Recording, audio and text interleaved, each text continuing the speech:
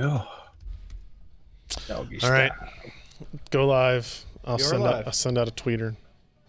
Oh yeah, and if you hear thumping around in about 2.5 hours or so, don't ask. I'll tell you what it is, and you won't want me to say it on the show. He woke up from the formaldehyde. Well, no, but she might be succumbing to the formaldehyde. Well then. Okay. This is just awkward now. All right, I don't have this on. There's no AGC.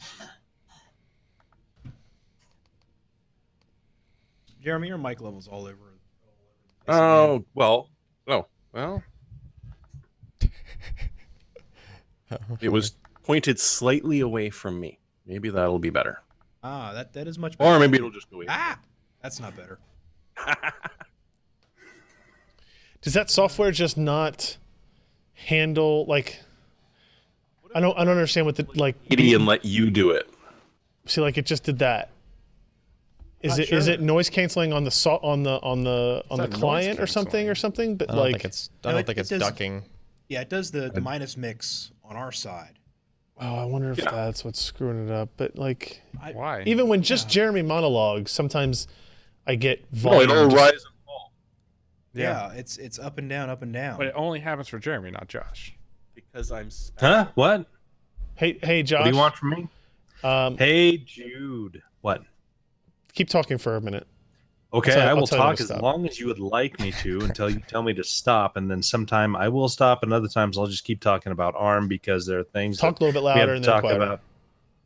Okay, I'm going to talk kind of quieter and lower voice, and then I'm going to get a little excited. Yeah, it boosted him while It kind of does the same thing. Yeah, but we have the AGC turned off. But like What if I just have a constant and then I talk so that it doesn't think I'm not talking? Still doing the same thing. See, the funny thing is when you started with the hum, it was very quiet, and then it ramped up. Yeah, it just sort of ramps up, and then it'll drop and spike again. And I'm gonna need you to have no inflection in your voice, Jeremy. Okay. Be the Visine That's guy. sort of the way I feel right now, anyways. Yeah, I mean it's clipping on the pre before it even goes through the compressor or the gate. It's clipping coming in. Which means it's the software. It's got to be vMix somehow. I don't know how. I mean, gains are at 0. No, and yeah. I mean, That's really and I'm checking my sound, and it's set at 8. compressor on or off? Hold it. Uh-oh. I turned it off to see if it was doing something funny. Uh-oh. We can't hear you, Jeremy. And it jumps to 100. I mean, it's clipping hard. Here My a second, mic it is was jumping. Oh, is VMAX adjusting your mic input? Yes. Weird. I have it at 80. That might be a separate option outside of the AGC somewhere. Right. I I didn't see wonder anything if on it my does side. It might be hunting. It might be auto AGCing on his end. that's what I'm saying on the software side. That's weird. Well, it's all software. Well, I mean, as opposed to Alex Ours is not, configuring it remotely. The screen up here, it jumped to 100. interesting. That's really interesting. Where did you see that at? I'm assuming in your recording sources. Huh. I was looking at my recording sources, it just stayed the same.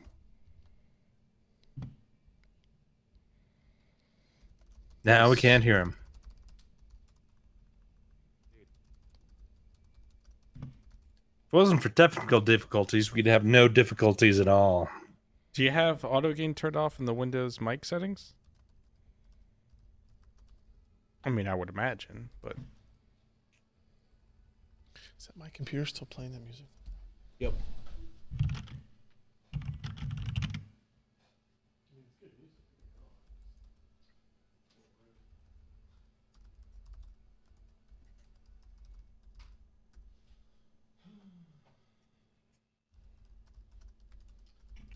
Just gonna have to scroll with it.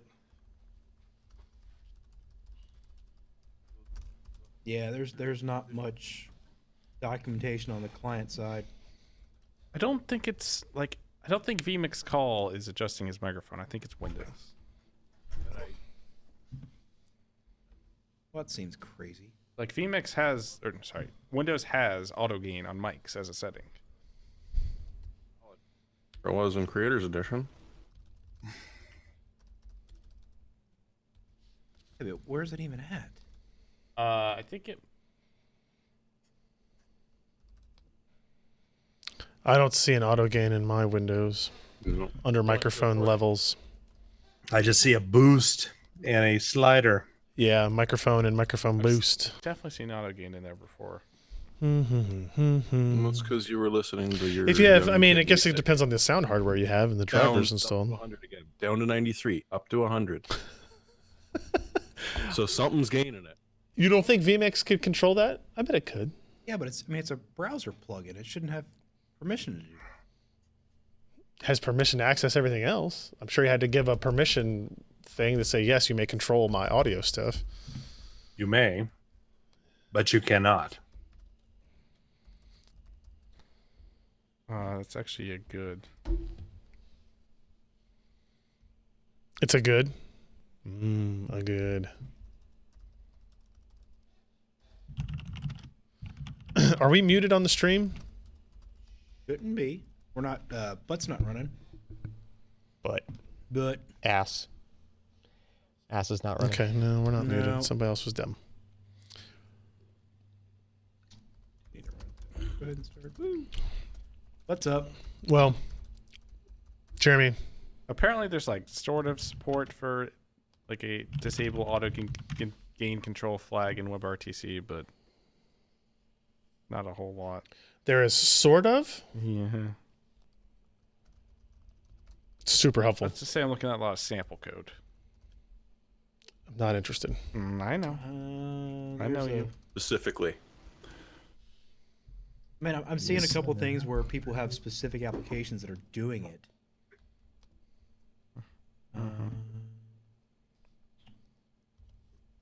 That's Windows XP. I'm sure Not Jeremy's on still that on Windows anymore. XP. Oh, no? Okay. No, I upgraded the old machine not too long ago. It's getting unstable. All right, we got a 10 count, and then we're done, and then we're calling it. 1 Mississippi, 2 Mississippi, 3 Mississippi, 4 Mississippi, 5 Mississippi, The chair is very squeaky. What's 7 your, Mississippi. The squeaky one. Don't you have a specific podcasting chair? This is my podcast chair. See, I don't understand that. I don't know. No thermal grease Alex, today? it's just or no your thermal butt. grease. Lithium grease? I lithium greased them all. Like, considerably. He needs to lithium That's hot. grease. He needs to lithium grease his butt cheeks. Did you grease Ken? It might be him squeaking. Is it Alex, stop sitting on Ken. Okay, are we ready? We're just gonna do it. It's gonna Ken's. do it? It's Ken's. Alright. It's Ken's Vegas this shirt. this crap's not gonna talk about itself. Let's Squeaking. go. Well, if we just turn the mic on and camera on Josh, it might. Fair enough. Just get What? it going for 2 hours. Now, okay. Nope. Is that the right one? That's the normal one, and this is the lower zoom one. That's off to the side now. Mm-hmm. I didn't save the config from last week. Yeah, all right. I'll give that a shot. Now hold on, wait. There's this. All right, wait, Yeah, that's actually more narrow than the website. So the website's on the target there. All right, so do we want to use that one for the website? No. That one for the website. Yes, but But Butt's running. is running. Ew. Yeah, it's set it to 100% zoom, and we can fix it. ugly. that's what I prefer there. Look Something good? like that. Yeah, and then yeah, that's Am I fine. good? Yep. All right, so we're just using that one. Yep. I'm gonna get rid of this one completely. Yep. And then save it.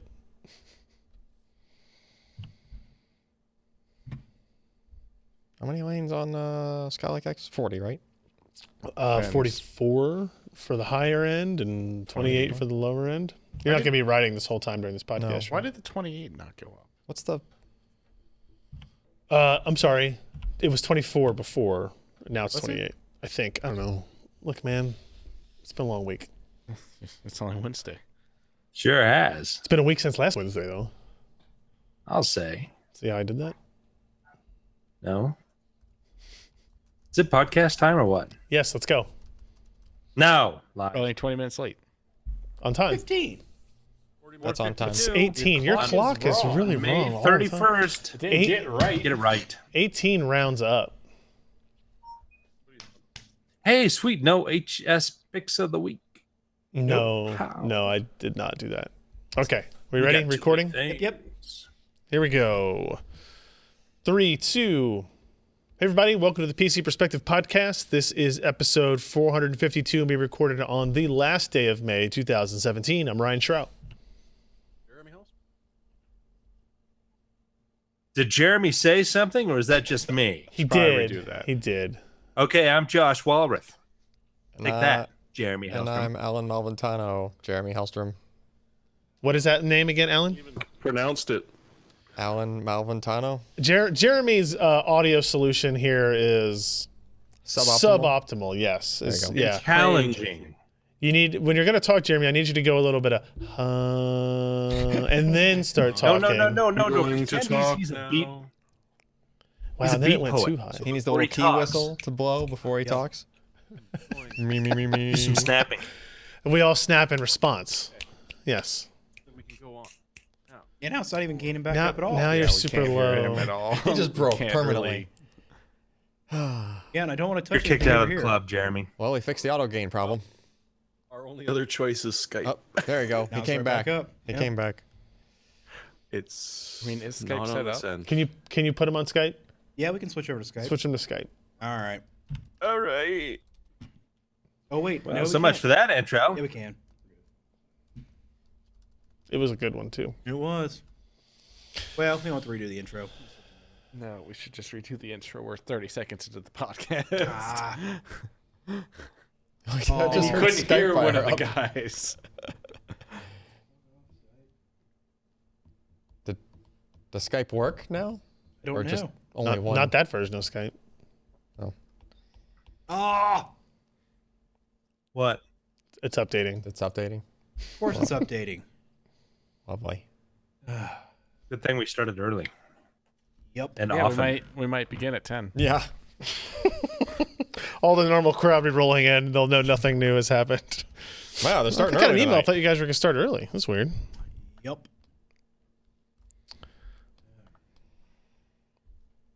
It works. Yeah. Jeremy, I'm going to pay for Jeremy's time in like a Vancouver, Good lord, you got to turn the sounds off on that thing. a Yep, you just gotta get- Vancouver-based like TV station. Just got to get an ISDN line installed. Voice only. Hold on. Jeremy's video is in the. No, you sound fantastic compared Yeah, to where you actually sounded sounds like. Pretty damn Yeah. good. A little hot, but What he's happened to his fixing that. picture in the bottom left where it's just frozen? That's what happens when VMix call hangs up. It Great. It Yeah, takes the I last hung frame. up, so you got to stare at me twice. Finally. Wait, no, wait. Way hot. Way hot. Maybe it'll stay. Hey, that's better. What do you mean it's better? I can't Couldn't hear him. He went way down. Well, yeah, because it was way hot. Yeah, but it's doing the Yeah, same but- thing, I think. Your guys' fault. So now we know it's Windows. Yep. What sound card are we using on you? It's a USB mic. Seriously? There's mono Yeah, price mics are USB plug-in It's the mic, same, mono it's the price. same mic that Josh has. I understand. The same. Why would just that one mic do that? I don't know, but it's doing it across two entirely different applications. You install any weird We audio call it- software recently? No. I should. Why would? Make it. I mean, those mics haven't had that problem before. They would have. Do me a favor. Do me a favor. Pull that microphone in front of your damn face. Just, I don't want to Eat see it. I don't want to see your no, Right here. no. Bring the microphone all the way up to your face. I want block your face. I don't want to see you the rest of the show. Your face. Perfect. Pretend you're singing Chocolate Rain. Oh God. Oh no, that's too high. Too high That's now. too high It's too now. high. Bring it down. Bring it down. Oh, there he goes. All right. Yeah. Yeah. Okay. Now just Yeah. talk to me for a Oh, minute. me. Oh, Keep he's- going. So what is this? Anything? Or is it now wobbling all over the place? he's- That's sounding pretty good. yeah, but now- Josh's is close to his face. But My it's not even- microphone is away. very close to my face, just like in the 1930s. I can touch my nose without moving because the spit shield is right there. Yeah. Okay, now bring it down a little bit. Towards the camera and down a little bit, maybe. I don't know. Josh, what's yours look like? Another personal It question, isn't it? that wasn't really funny. Okay, mine is it's 4 inches from my face, but I've got my camera hemming down. Yeah. And it's so it only covers my chin. Yeah, perfect. He does that on But purpose. it's optimal. It's right in front of my face. You know what Yeah. I'm saying? It's also Because I don't very like dusty. things that close to my chin, but you know. Look at the layer of dust caked onto Josh's microphone. You can see that? I could see where the dust is not on the end of it. We've had construction. I thought I was. I just poured dust All into right, my so we beer. will try Thank it where you, I am Ken. almost tonguing the microphone.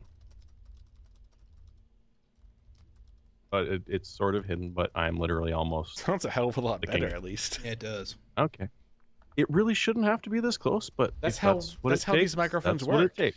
See, Jeremy, when I talk like this, it probably doesn't sound as good as when I talk like this. You have to touch So your much lips different to on the the sound. microphone. When I talk like this. Yeah, It's you that just far touch away. your lips This right, is right to the- the microphone, and this it is sounds the- like the ASMR episode of the PC Perspective podcast. hello, I'm Robert Siegel. Okay. But I really don't think it's supposed to be that far away from my face.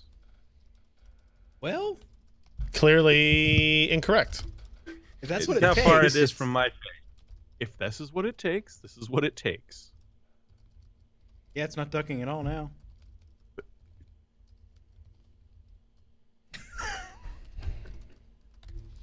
All right. Let's try this again. Here we go. 3, 2. Hey, everybody. Welcome to the PC Perspective podcast. This is episode 452 being recorded on the last day of May. I'm Ryan Schrout. I'm Jeremy Hellstrom. I'm Josh Walrath, damn it. And I'm Alan Malventano. Oh, everything's all better now. So it's a busy week, guys. It's Computex week, and that means we don't have a lot of time to sit here and do things like write stories during the show or whatever. We got a lot of No. important content to really discuss. Right, Alan? Right. Because I know normally we have the podcast starts at 10, and so your deadline was moved up an hour, and Yep. maybe you weren't really prepared for Very, it. very busy.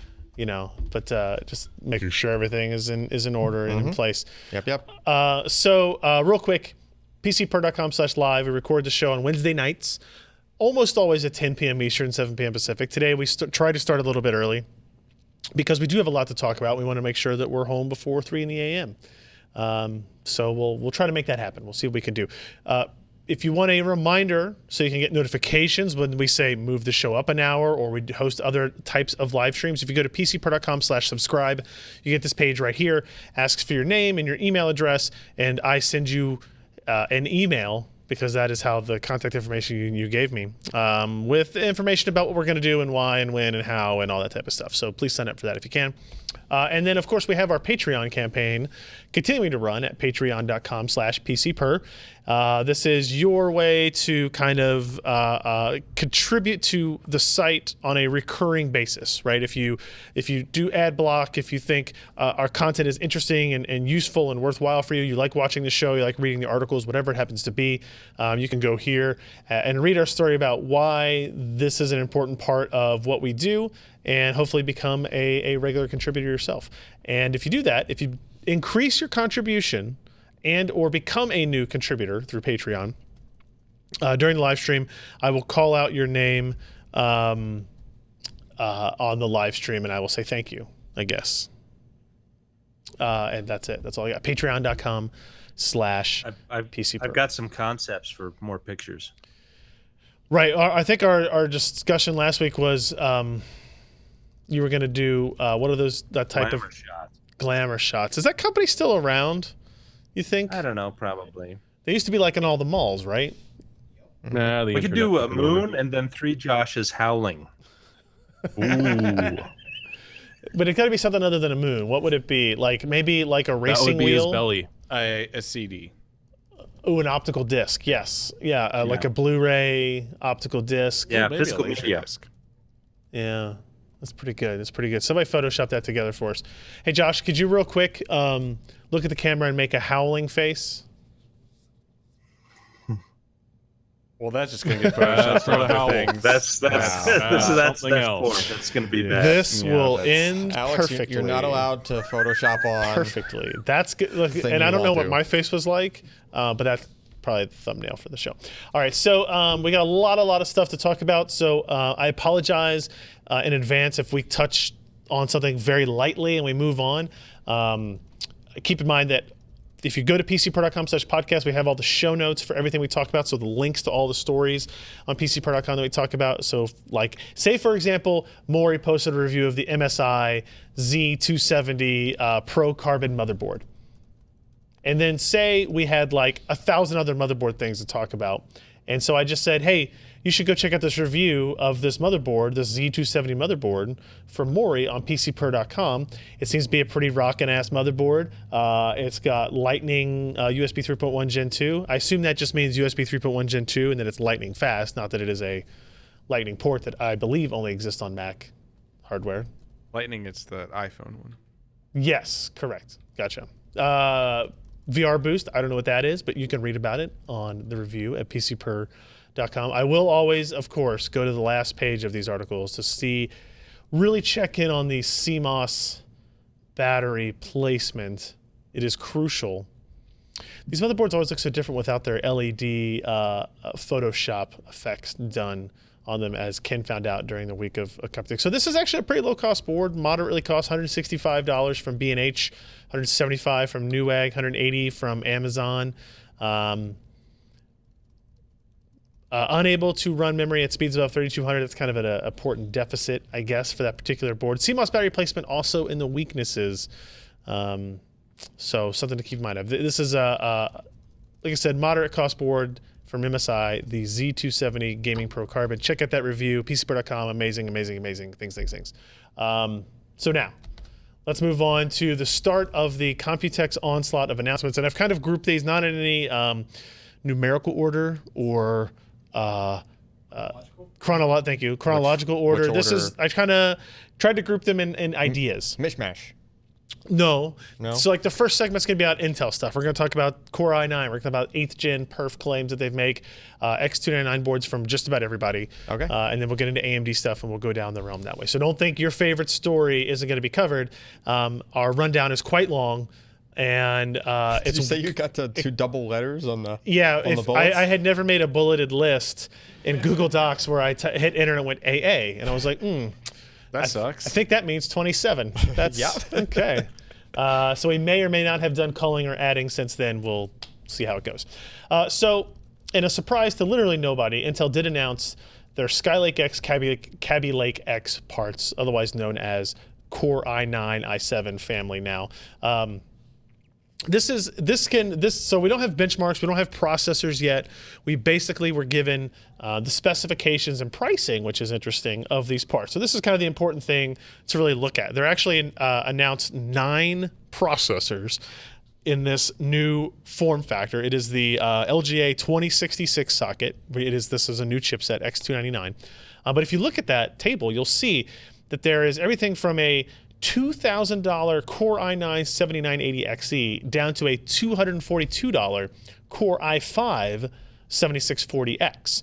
And there's all kinds of interesting discussions to have just by looking at this table. So let's start at the high end, the impressive shit, right? So you've got your 7980XE, which is did they have an there was no XE, there's no extreme.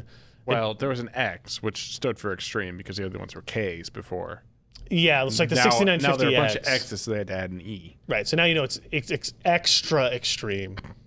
I think that's how that works. So this is an 18-core, 36-thread processor. Desktop processor? Yeah. This is this. No, notebook processor. Yeah. Well, It's only running at 1 gigahertz, but yeah. Right. So I will say, so Intel basically announced a quad-core non-hyper-threaded, quad-core hyper-threaded, then a 6, 8, 10, 12, 14, 16, and 18-core and what was their processor. previous maximum on a desktop part? 10. So the 6950X stopped at 10 cores, 20 threads. And then, at the AMD Financial Day, we talked about it a couple weeks ago, or maybe it was last week, AMD announced Threadripper, which was going to be a 16-core, 32-thread part. And my guess That is might totally be the reason for this. it's not a coincidence that we went up to 18 here with this particular processor. Just looking at this segment, I will say, like, even if you just go from 10 to 18, there's too many parts here, right? Like 10, 12, 14, 16, 18. Like there's $300 rather between these parts for 2 cores. Like the kind of person that says, I want the 14 core, but not the 16 core, but not the 12 core. I don't know what that segment is. I don't know. I mean, it's by money. Yeah, but I mean, if you're paying $13.99, there's $16.99 and then $11.99 surrounding it. Yeah. Right. And if you're paying $13.99, I realize everybody has a different limit, whatever it is, but like, I mean, that's almost 50% more for the 20 core. Yes. That's money. The 10, first of all, there's no 20 core. Or the 18, Yeah. sorry. So, I mean, the 10 core is $9.99, and then you go up to $11.99, so $200. Then you go up to the 14 core, which is $13.99, and then the 16 core, which is $16.99, and then the 18 core is $19.99. So, The question is how much money go do you down wanna when you spend? bought in bulk. yeah, price. The per core value we'd have to do the division here, but I'd like to see what the per core cost is. It's also worth noting, you look at the table, we don't know clock speeds or PCIe lanes necessarily for the 18, 16, 14, 12. I don't think we'll see anything over the 44 lanes of PCI Express that we see on the 10 core part, the 7900X. I'm not going to try to make you guys remember these names, although actually they did pretty good. The 7900X is 10 cores. And what's the second number in 10?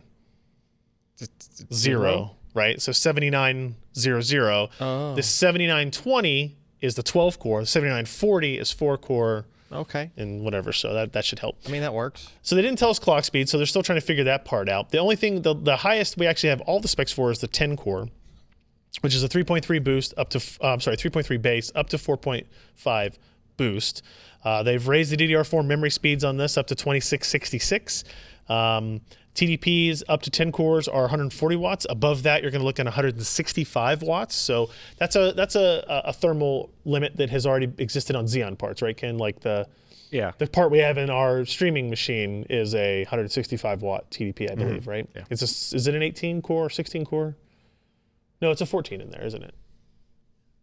We're gonna do a look.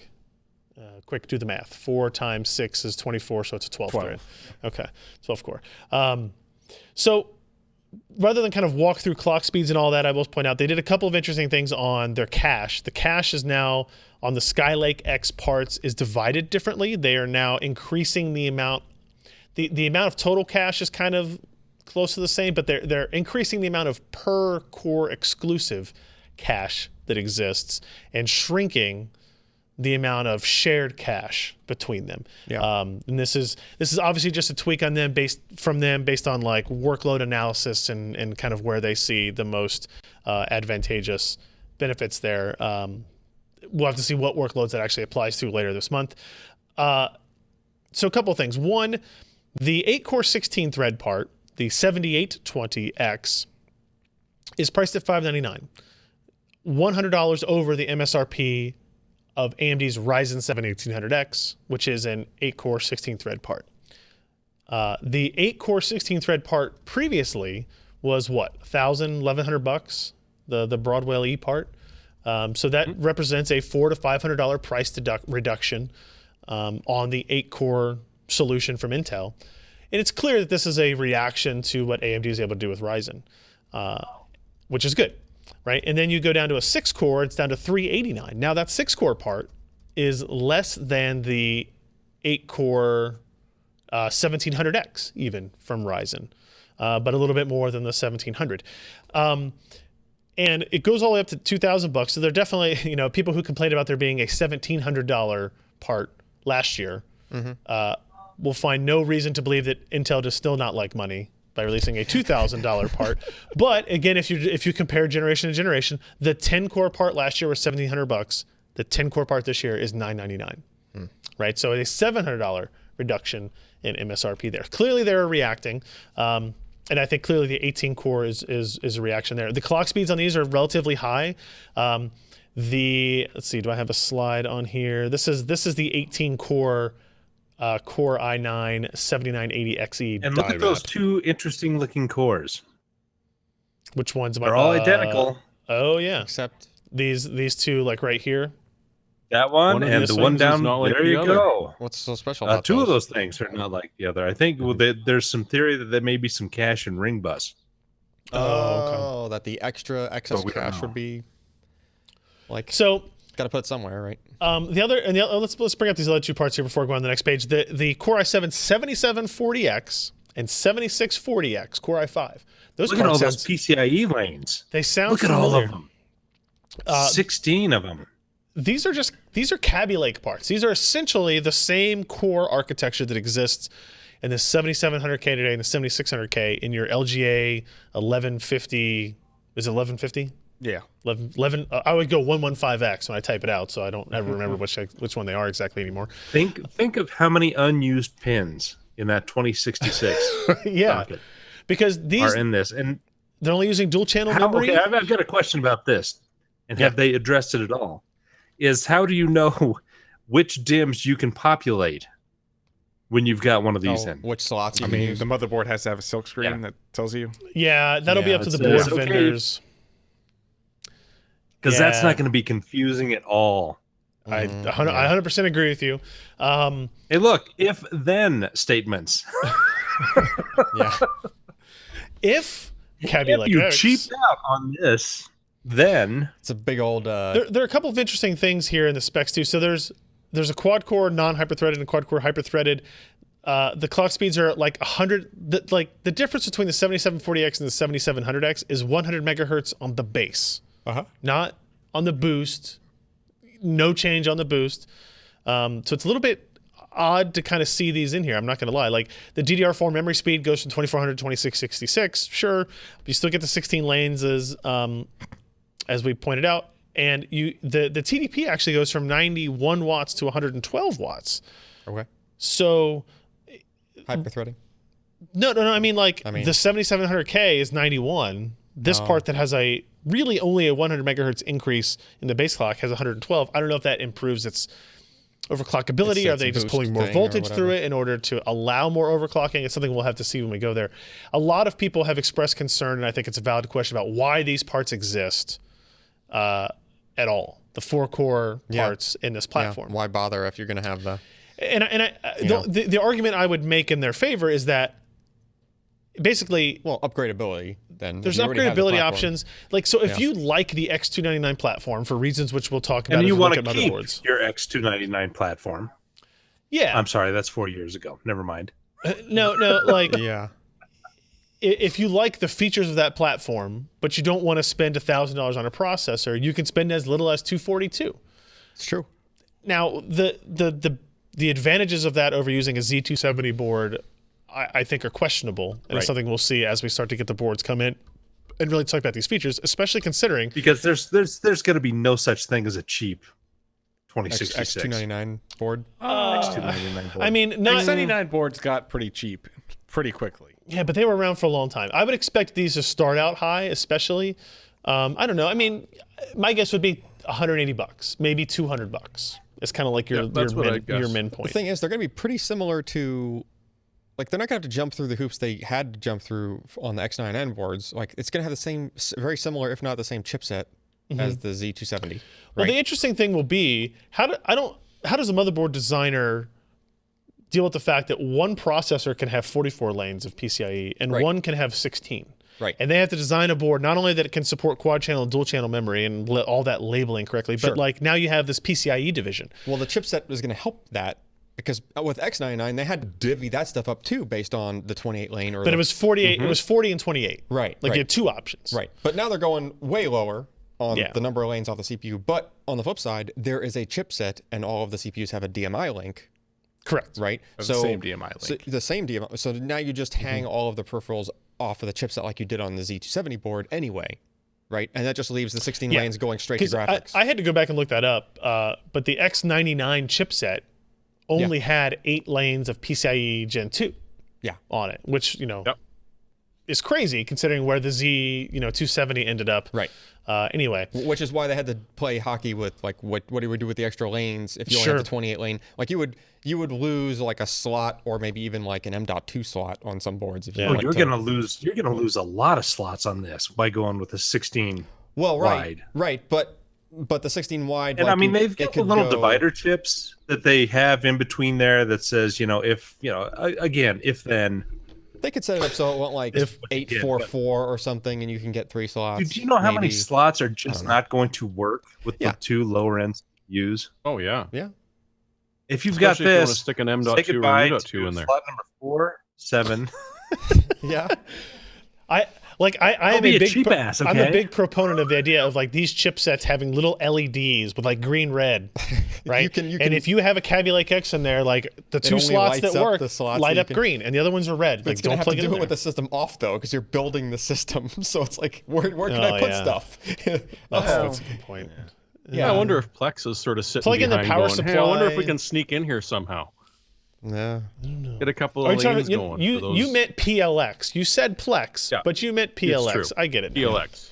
But yeah, but see, the whole idea of having this many PCIe channels on a processor is you don't need that, right? You don't need that extra hop. You don't need that extra board layout. Yeah, well, and the what if you had duplication. cheaped out and you went with one that's got You shouldn't buy it hardly anyway. Then any? you'll get one Then you GPU shouldn't and buy it in one the first GPU place, but only, that's and a that's all different you can plug in. So that's what I'm circling back to is like if you had to do all the layout for a Z270 board already, like this board probably isn't that different. All the peripherals could still hang off the chipset, which is still supposedly going to Yeah. have the same number of lanes and everything. You don't have to redo all that. You just have to give some more room and maybe a couple more layers for all of the extra PCI lanes just to go between the CPU and the slots. Yeah.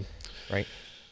A couple other points on this before I forget about it. The Skylake X parts have a new feature called Turbo Boost Max Technology 3.0, which is updated. I guess the previous This one was the was idea 2.0. of the most favorite core on the 6000 series parts, Yes. where like one of the cores would clock higher. Yep.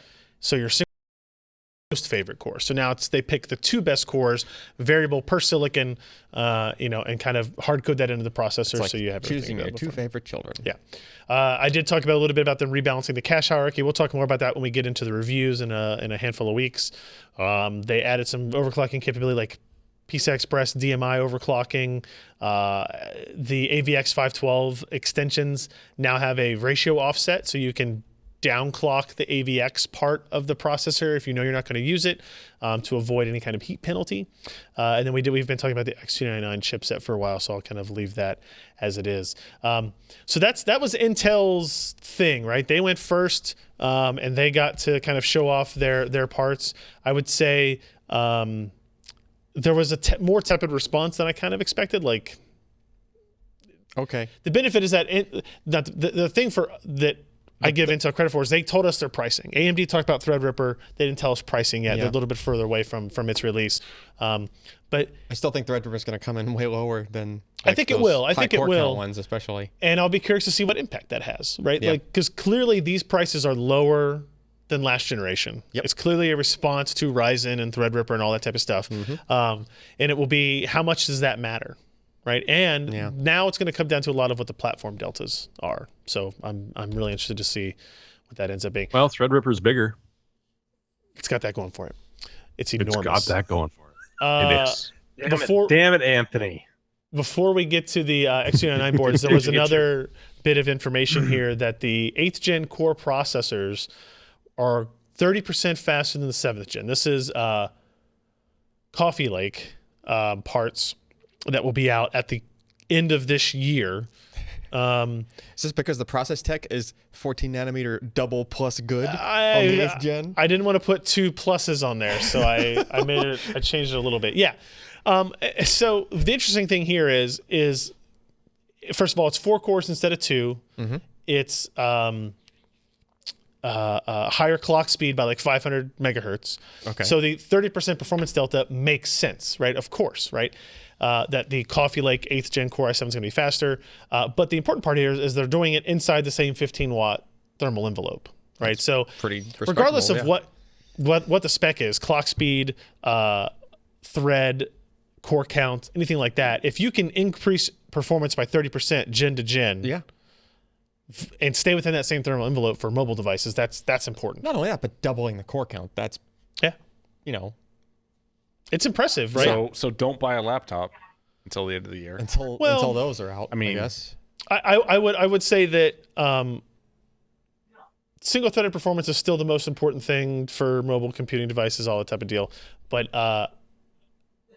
it's still impressive to see these particular things going on here. So Yeah. that's 8th gen for there. Let's talk about X299 products. We've got a ton of those. Asus, we'll start with them, announced their ROG and Strix and Tough and what's the other one? Prime. Prime boards. So Rampage. Ken, you did these, the Asus post here on the ROG and Strix X299. Other than looking very illuminated, what Wait. stands out? Anything? Well, if you look at the IO Shield, you see that sweet 5 gigahertz thing? Oh man, I do. That's not a remember. sticker. That's a display. Oh. It's Live Dash is, I believe, what they're calling it. Someone with the article up can look at it. I don't have it up right now. Live Dash is what they're calling it, I believe. It allows you to put like system information on there, so you can do like temps or CPU utilization, stuff like that. Or you can have it display custom graphics and custom text, which is FU Ken. Can I Yeah, put that exactly. on there? Okay. I can You're put missing my a letter Windows there. tiles on it. I have a stupid question. Can you invert the display? no. Of course not. Like, why? I don't know that for sure, but no. Well, I mean, maybe in the software there might be a checkbox. No one for has it. inverted ATX cases like you. Damn it. Hey, the Silverstone Raven is a thing. We've seen it from time to time. That's the wrong way. He has 180 degrees Yeah. inverted ATX. I'm an inverted ATX. What does that mean? The Just GPUs upside Silverstone is down. 90 degrees. You can see the nice side of GPUs in the system. The Silverstone is only a 90 degree turn. Oh, okay. I gotcha. Yeah. Yeah. I see. He installed it upside down, is what he's saying. So this is the Rampage 6 Extreme, right? Yeah. This is they pretty much said everything, like including the kitchen sink in the press release. Right. It was very close to that terminology. It was like, we threw every feature we could possibly think at this motherboard, Like it has 802.11 AD. and a 10 gig NIC on board. Nice. This is pretty amazing. Yeah. Hey, Josh, is that Hey, what? you can mute if you're not talking. Are my kids yelling? I hear somebody. Maybe it's not coming from Josh. Maybe it's coming from Jeremy. I don't know. I just heard some hang people on. talking in the background. So 802.11 AD, 10 gigabit. Any pricing on this one? No, of course not. No pricing on any of these. I mean, this is going to be a $600 motherboard. They announced the Rampage 6 Apex, the Strix X299. We'll come back to the VROC stuff here in a second. It's impressive looking Yeah, the Strix is the reasonable one that you might actually want to buy. for reasonable people. Yeah. Yeah, gotcha. Now I'm curious, like if we look at this board right here, there are only, let's see, 1, 2, 3, 4 Whites. four fully exposed by 16 slots, and then one, what is that, by 4, by 2 Looks like a by 4. Looks like a by four. exposed. So it gives you an idea of kind of like PCIe connectivity. They're not just going to line these boards with them. It's hard. You can't really tell where the M.2 slots are. There's probably one underneath They're here. underneath that, yeah. There's a DIM.2 slot for the other two right there to the right of the here. DIM Yeah, slots. dim.2. Oh, I remember weird. that. I remember Which that. is Asus's sort of riser they've created where you can put two M.2 slots on something that's... Do we know what that looks like? Is it just one on each side or something? Yes. Yeah, I Yeah, think we I saw know. it last year, or we saw it at CES this year. Okay. Yeah. Which they say helps for board layout purposes and airflow so that they don't have to have two vertical Yeah. slots sticking off there, which I appreciate. Yeah. Well, that's because they didn't invent the armor thing first. MSI got there first. Armor? The heat shields. Oh, gotcha. The I other think they cool call it one, armor. The other cool board in this category is the Switch off me Apex. for a second. Or switch off this for a second. Go ahead. Yeah. It's the Apex, which is the super overclocking one, which is actually stripped of features. So it only has 4 DIMM slots, and you're not going to find like the OLED display and a whole bunch of other stuff on it. It is like this is the highly optimized trace path route for overclocking. Like this is what people are going to use to hit records and to achieve the fastest possible clocks. So me. Yeah, exactly. Yeah. You with your LN2 pots over there, this is gonna be perfect for you. I got total side note. When I was getting my hair cut, there was a woman telling a story about like she was going to her first concert. This was like a 50-year-old woman. She was going to her first concert, and the man whose hair she was cutting had to have been 85, and he said, "Well, my experience, the only way to get through a concert like that is to take 2 doobies with you." And like the whole place just cracked up because he was just like very matter of fact, like this is not a funny thing. This is how you do it. This is how it works. And anyway, sorry. Speaking of pots, all right, so that's cool. Now iPods even. the other feature they added or kind of talked about. I don't think this is an ASUS specific thing, but they're the first to really talk about it. Is something called VROC, which stands for Virtual RAID on CPU. So this is how you take advantage of lots of PCI Express lanes on a CPU when you're not running more than 2 GPUs or something crazy like that, right? Maybe more than one. It's kind of so what are you looking at? This is an add-in card. It's an add-in card, but the feature, I don't think the feature cares how you add them. Like, as long as they're in the system. As long as they're just connected to the CPU. Oh, don't tell Sebastian that. Right? Yeah, so he'll just start plugging them into the wrong places, like as he does. But so Asus made this HyperX. Now, if anybody else familiar with Asus boards, like they already have like Hyper M.2. There's like a mini version that's like a less than a half height card. The original one was just a half height card that let you put an M.2 on a PCI Express x 4 card. Right. You're just trying to connect an M.2 to the system more than the slot that was on the board, basically. They have that one for the U.2, right? In an M.2 slot? That's the Hyper Kit. Okay. Yeah. So similar sort of thing. Yeah, it lets you convert a U.2 connector to an M.2 slot. So there's just their adapter kind of terminology, right? Well, now they have a Hyper M.2 by 16. It is what looks like a straight shot 16 lanes to, subdivided out 4 lanes per SSD. I don't see a PLX chip on this board, meaning it's probably just connecting straight, each 4-lane bracket just goes straight to the CPU. Doesn't have to do an additional hop or anything. It's just a how do you connect? I guess, if you have a single 16, because it's a single by 16 card. Yeah. And can it just pass 4444? Yeah, I guess it can. Just the system has to be aware that that card is the data's coming in that way. Probably. Yeah, the CPU has to have an idea that that's going on. Okay. Otherwise, there's an enumeration issue you run into. Exactly. Okay. But the theory is this virtual RAID on CPU. The technology is supposed to support up to 20 SSDs. So now you might not be able to connect 20 all at the same time to this. At least 20 by 4s, because how many lanes do you got? 44 on the highest end, yeah. Yeah, so they'd have to all be by 2, and you'd have to be using. Just do by 4, then have a by 4 GPU. Yeah. So getting to even 10 would be tricky here with by 4 SSDs, right? But they showed a demo of 2 of these by 16 cards in a system. So 8. 8 total M.2 SSDs, yeah. All showing up in the BIOS, all in RAID 0. And it was bootable.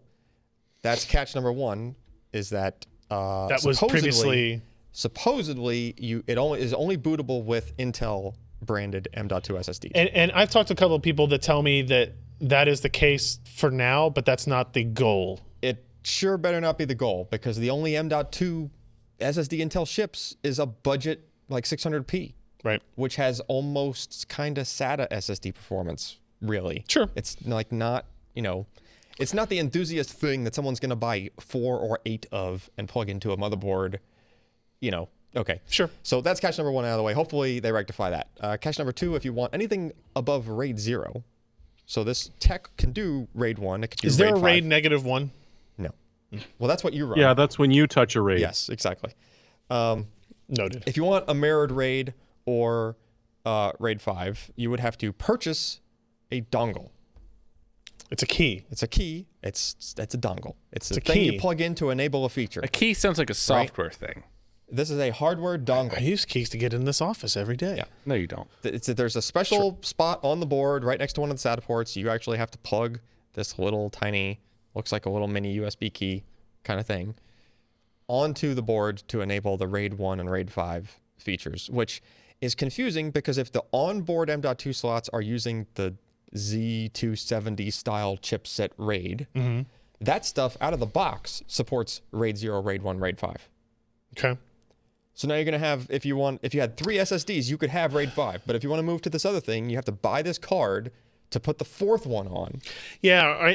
And then you have to buy a hardware key to do RAID 5. Like, assume you were previously doing RAID 5 with 3 SSDs. So now you're buying 2 separate items just to get to the 4th. I think this add-in card is going to come in the box of a lot of these ASUS motherboards. Probably. I just think the key is like just such a... No, see, here's the viewpoint I take from it, right, is if you are going to do this, in my opinion, you're going to do RAID 0.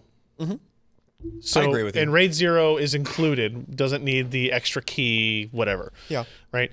The number of people that would do this and care more about data reliability than about data speed, I think is going to be pretty small. And the people that do that are exactly what Alex brought up earlier, which is these are the people who are going to do, they want to use this as database caching systems, right? Yeah. And the reason Intel has this key and this kind of, they feel like they need to charge for this is because it is something they charge for on the server platforms today.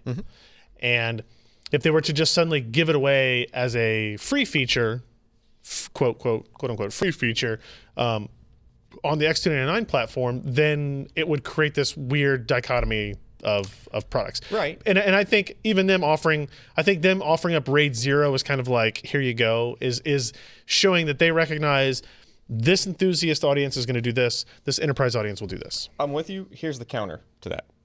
If you're running a database server on it, you don't need to boot from that volume. Right? This system, you could buy 2 or 3 or however many of these cards and cram as many of these SSDs as it can enumerate into the system. They'll all show up in Windows or Linux. You could just RAID it on the OS side. But you're losing performance that way, probably. It's still software RAID. Well, we don't know how the Intel RAID works. Right. They might be using like certain extensions built into the CPU or something to make it not as CPU intensive. They could be, yeah. I'm just saying, but like... Or what, that key is adding physical connections? No, Doesn't make much no. sense. The key is purely- DRM. It's purely a DRM thing. physical rights the key, management. as far as we could tell, has 4 pins. So it's not passing anything through. It's those bloody cards they sold in Best Buy that'd get you an extra couple of 100 megahertz out of your Intel CPU. Remember those? Yeah. So there's probably some kind of crypto going on this thing, but it wouldn't surprise me if somebody made some $5 Arduino thing that just mimics this key or something.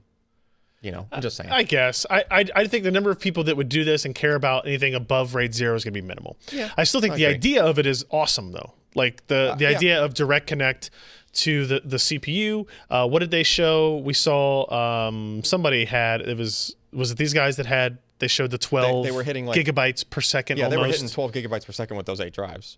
Yeah, that's pretty impressive. Yeah. Either way. And I'm going to go ahead and tweet out this picture of Josh real quick before I forget. Okay. Do that while Al explains why this card is really not all that attractive. So we're still learning a lot about this product, and I imagine we'll hear more. Yeah, I mean we saw soon-ish. just a few passing mentions of VROC in all the PR info from Asus. Yeah. No mention of it in any other brands PR. Right. Any other motherboard brands.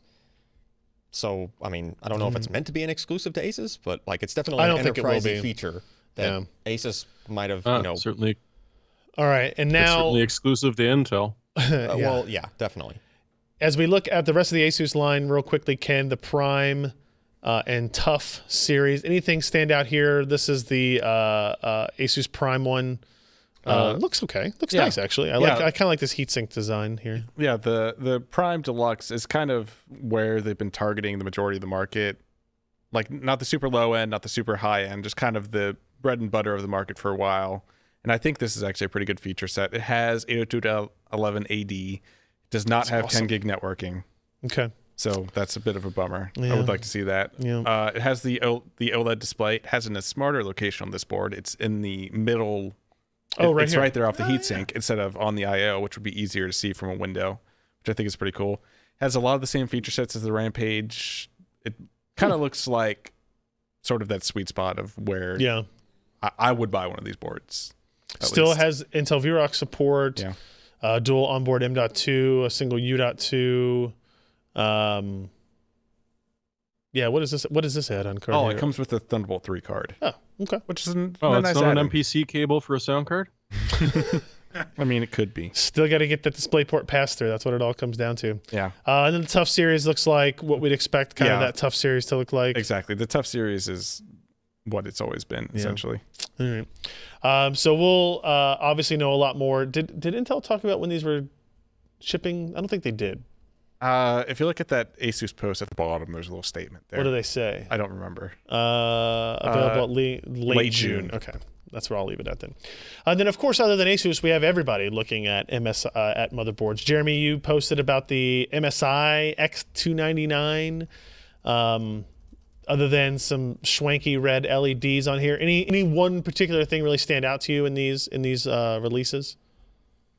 Well, I like that they're sticking with their digital 10+1+1+1 phase stuff. Mm-hmm. They've added in some interesting load light and calibration that they didn't really get into, but it sounds, at least if you're going with the AC, that this is going to be a really good overclocking board, just because there's going to be so much clean power that you can tweak. These are the ones with the shield frozer for the M.2 slots, so your M.2s will be nice and cool.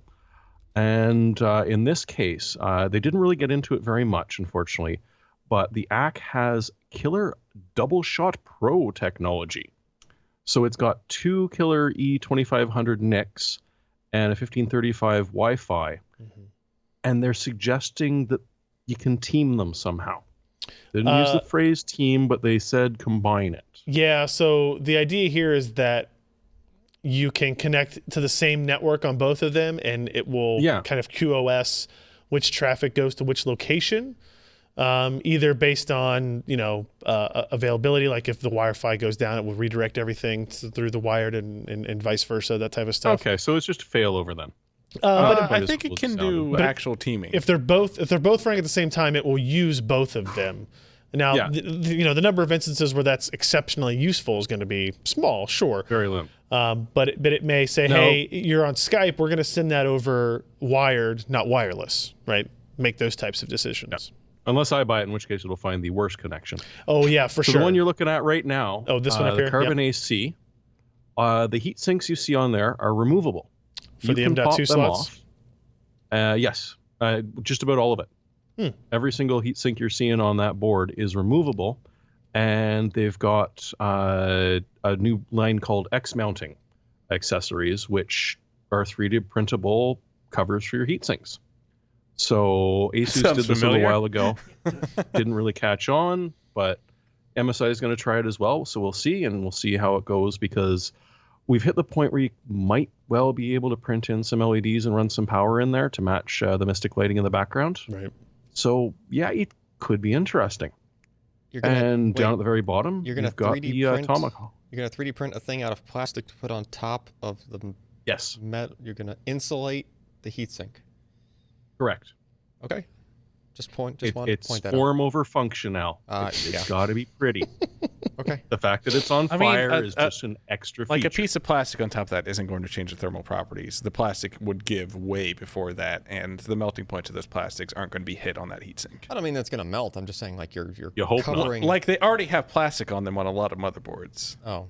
Right? Like, I mean, I we guess. see plastic all over these. Yeah, and the fascia of the MSI and the Gaming Pro is obviously some sort of plastic.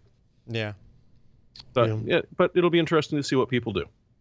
Because, I mean, as much as they've got a lineup set up already for you to print out, people with 3D printers like to print their own stuff. So it'll be interesting to see what kind of mods we see coming out of that.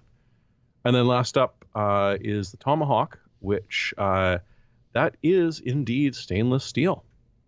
They went a different way for prettiness on this one, which is interesting. I'm kind of curious what that's going to look like. And apart from that, it's just got the shield frozers that the previous ones do. It also has a lead-in for a front USB Type-C port. So those of you with VR headsets, this might be an easy build. Yeah, but look at that battery placement. It's not bad, is it? If you got one or a not large air cooler, you can get to that so easy. So Mori here doesn't have a chance of getting to that. Oh no, I mean, his you can is just so big reach you out could and actually caress fit that thing. underneath it.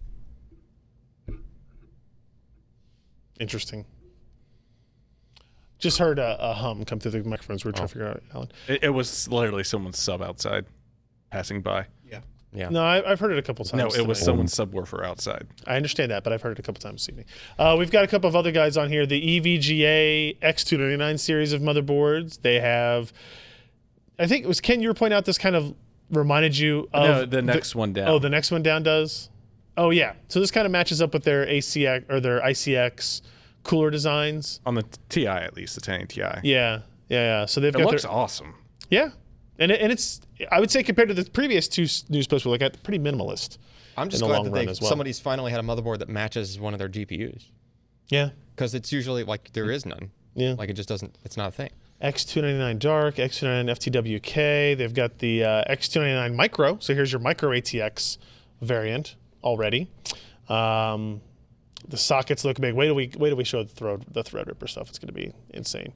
So EVGA's got some. It will be the coming size up. of that motherboard. Yeah, almost as well. And then if you want to go even smaller, Mini ITX from ASRock. This is my new favorite motherboard. This is a Mini ITX X299 with it's got what's using four SODIMMs, but it's still got 2 gigabit Intel Ethernet.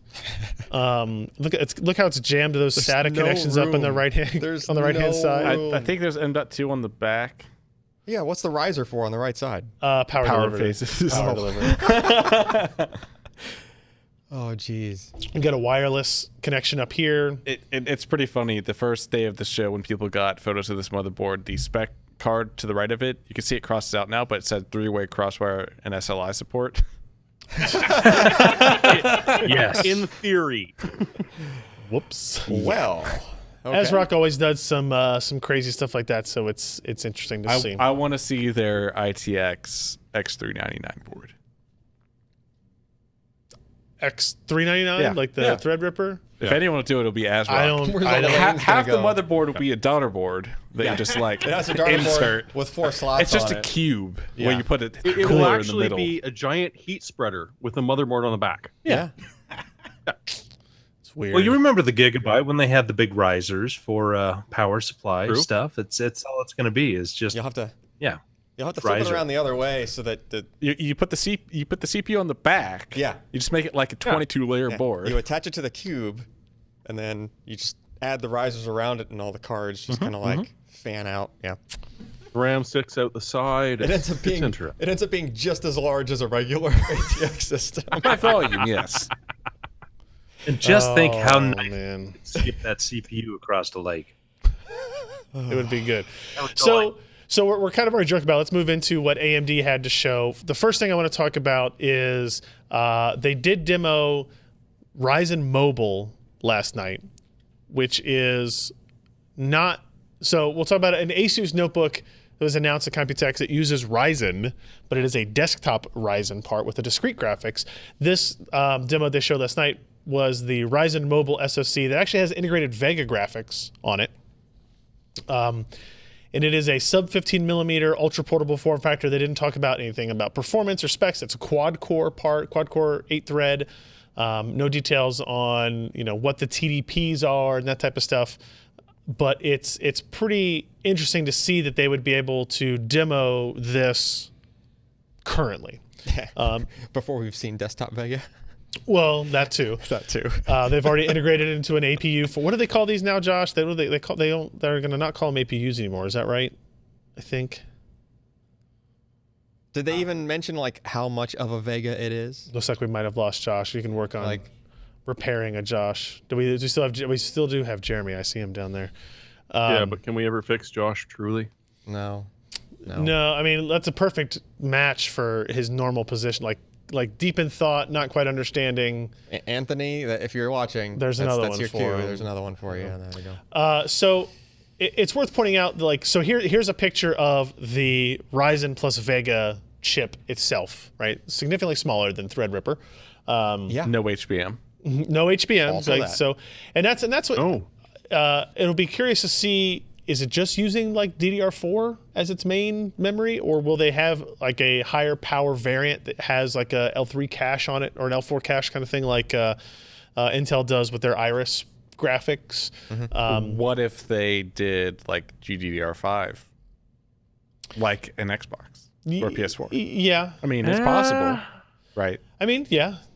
For main system memory as well, you mean? Yeah, like, you could. this is stuff that you're not going to be building. It's stuff that's going to, it's OEM. So, Right.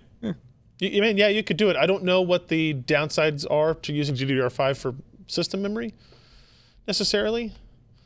But I mean, clearly they do it on the Xbox, so they could do it here. It's running an operating system and all that type of stuff. So this was just kind of a tech demo saying, hey, look, we've got it up and running. All they showed was it playing a video of, I don't know what the hell that is. I think it's their Aliens thing with the Somebody like with the mask on all it. the money they paid to be in the Aliens movie that kind of sucked. Apparently. Gotcha. So that's a end of 2017 at earliest, I think, type product release for that. Now the big news, or literally and figuratively, was about Threadripper. The one piece of new information that they announced at Computex is that it will have 64 lanes of PCI Express 3 on every Threadripper part. Not How many like slots do you 64 on need? some and 28 on some and whatever. How many slots do you need It's on the worth pointing motherboard? out 4 of these lanes will be necessary to communicate with the chipset if you have a chipset on the board. Oh, darn. So you only have lost 4. 60. You only have 60 Only left. 60. and I'm not going to need to buy This a is, key by to the way, a unlock these? picture. Yeah, you That have is- to buy a key to unlock That's them. not like a blown up 3D printed mock-up of what the processor looks like. That's actually the size, and that is not a very tiny person holding it either. It makes for a great coaster for cold drinks. Oh yeah. Yeah. We should Wow. get him to set us some dead ones so we can. While it's running, it makes a great coaster for cold drinks. Yeah. To keep it cool, you need that. The drinks right? won't be cold for very long. Yeah. They did a demo of it running all 32 threads in Blender. They showed a demo of it running 4 Radeon Vega Frontier Edition cards, doing some ray tracing. They did a demo Wasn't of... it like real-time ray tracing even? Like, Well, I mean, it Real was time-ish. real-time-ish. It's Yeah. still, it starts out fuzzy and comes into focus like ray tracing. But it's using all 32 threads. It's running through it quickly. And then they also showed two Radeon RX Vegas, the gaming version of those cards, running on Threadripper, running the new Prey game at 4K Ultra. They didn't talk anything about frame rates. They didn't talk anything about performance of anything like this. there's been Now- lots of speculation. Lots of speculation, probably all of it completely wrong, trying to count frame tears in a streamed version of a captured game output. Of unknown mixed frame rates. Yeah. Yeah. So don't worry about that. And I think Raja did tweet some stuff today about he that. said that it was over 60. Yes. Over 60 frames per second. Yeah. On Prey at 4K Ultra. And the reason that they showed 2 of them was not because they were afraid to show single GPU performance, but the point of the demo was to show the scalability of Threadripper and using all the PCI Express, or using some of the PCI Express slots. Now, you came back to the question of what the hell do you need 60 lanes of PCI Express Well, for? yeah, what are you going to plug in? So Everything. anything Everything, you want, Alan. Alan. But this is meant to be a desktop part, right? Yeah, like a desktop workstation. And you said part. 4 lanes to the chipset. Why do you need a dang chipset? Just plug all things extra right into the SATA CPU? and stuff. Who cares? Go straight to the CPU. Audio? I don't know how the enumeration works with that, right? Because the Zen processors and Ryzen processors are a little bit different because they do have some. Some SATA on You got board. 2 SATA ports. They've got a couple of USB 3.1s. Yeah. Yeah. that's I don't it. know. I don't know like how their enumeration works. Right, Like right. if you can just plug a PCIe chip onto that and have it But my have point it is, work. if you only have 4 lanes going to the chipset, why even bother potentially bottlenecking anything? Just do the bare minimum with the chipset and use all the But other you got to lanes, just go rip straight to all the threads. And there actually is a precedent for this on the Ryzen platform, because when they started talking chipsets in the beginning, they're still like the X300 chipset that we haven't seen that's meant for mini ITX AM4 boards. That's literally just a lane of SPI to do stuff like IRQs and counters and stuff like that for like actual Everything IBM else- compatible PC Everything else functionality. is just CPU lanes, right? Yeah. Yeah. Everything else is just coming out the CPU, the storage, But the still, PCIe I mean, lanes. even if you took a given system and you took all the stuff that's like, I mean, think about that. So the Intel chipset is how many lanes does that offer? 28? The X299 has 24 lanes of PCIe 3. Okay. And then the CPU itself would have 40. 44. Potentially, or 44. So now you're getting to 64 territory. Like, holy crap. I'm just saying, like, if you want 2 full by 16 GPUs, that's 32 lanes. It is, yeah. That's half of Boom. them. Now you're half. Now what are you gonna do with that? Now you want 4 lane M.2 SSDs. Boom, 16 more gone. Yeah, still Damn got it, plenty you've left. only got 12 left. 12 left, yeah. What do you, I mean, you're Oh, darn. practically starving for PCI Express at that point. I'm gonna mine so many bitcoins. How many lanes do you need for a You 10? only need like buy one to Yeah. buy bitcoins. What do you need? 4 lanes for a dual 10 gig card, maybe That's something true, like that, that's true. right? Those You know, you can those plug are- those in. Those are bandwidth hungry. External storage Hey, you controllers. feel like Capture having 2 cards. Thunderbolts? Maybe we get a Thunderbolt add-in card that That's works true, with that's true. these, right? Now you're going to need more bandwidth Okay, for that. okay. Oh wait, you're gonna need more bandwidth so that you can just put your PCIe outside of the case instead of inside the Exactly. case. I wanna And then You're not move- solving the usage I problem. want to here, move Annie. my PCIe somewhere else where it's easier to I like utilize playing it. old games with physics, so I want to plug an NVIDIA GPU into my external box. okay. you know? I think AMD, like if AMD, so the disappointing part for AMD is they announced 16 cores, 32 threads. Everybody's like, holy crap, this is amazing. And Intel said, what about 18?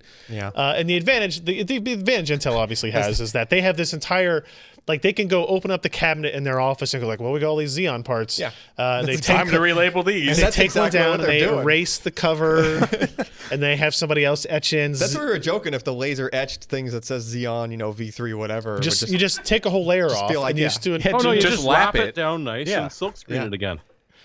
But don't worry, soon we'll have the Core i11 come out Right. with 50 lanes. Right. Corey, aye.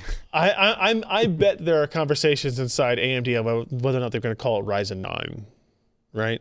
That had to have been.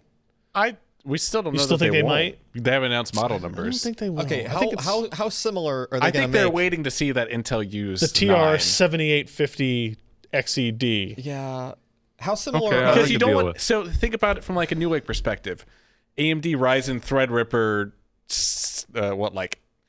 8159X is a very long product name to have. Right.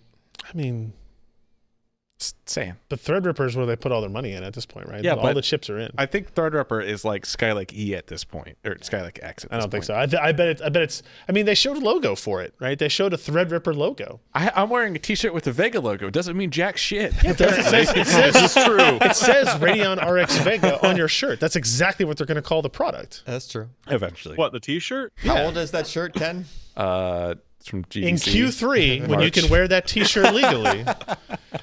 Speaking of that, the only other information that came out of AMD's press conference is that the Radeon Vega Frontier Edition was going to be launched on June 27th. I think Epic was going to be June 20th. And then the disappointing news was the Radeon RX Vega, the consumer variant of Vega, is going to launch at the end of July. So 2 full months from now Yeah. at SIGGRAPH. So that's... There it is. And immediately the internet exploded of like disappointed people and AMD fans that had really been hoping to see, it meet the June deadline that people thought they were going to have to hit. Yeah. Now Frontier's going to come out and meet that deadline, but Vega RX Vega will not. The RX Vega token edition. Yeah, Yes. it's unfortunate. Get NVIDIA just they in time kind to of- I don't know. launch That's another kind of CPU. They kind of bet the farm on HBM and HBM2, and it just isn't paying out from what I see. I mean, it's hard to argue with that. I have no idea if it is a cost issue or a production issue or what. Or availability issue. Well, that would be like production, yeah. Yeah. You said cost. And then I said production. Oh, well, sure you just did. just listen to me for once, Josh. Just pay attention. No. Stop I worrying about can't. your modem reboots and focus on Come the show. on, you spent a week with me. How much do I listen? Oh, He's only getting it's every the other worst. packet. So He's whatever. a UDP host. I think Threadripper has a fantastic opportunity ahead of itself to make up a lot of room there, and I think RX Vega is squandering a lot of opportunity they had, because 60 more days is a long time for NVIDIA to sit there and figure out what they're going to do, right? Do I think NVIDIA is going to announce Volta Consumer in the next 60 days? I do not. I think if I were NVIDIA, you just sit there and wait, right? You've got 60 more days now to sell 1080 Big Ti's. duck, Yeah, no joke. and just laugh as the money comes in from the 1080 Ti. They can just sit there for 60 days and collect 1080 Ti sales, and when RX Vega comes out, if it's competitive, then fantastic. They can adjust pricing or adjust product roadmaps accordingly. And but if it's there's too no competitive, need. all the Bitcoin miners will buy them all out.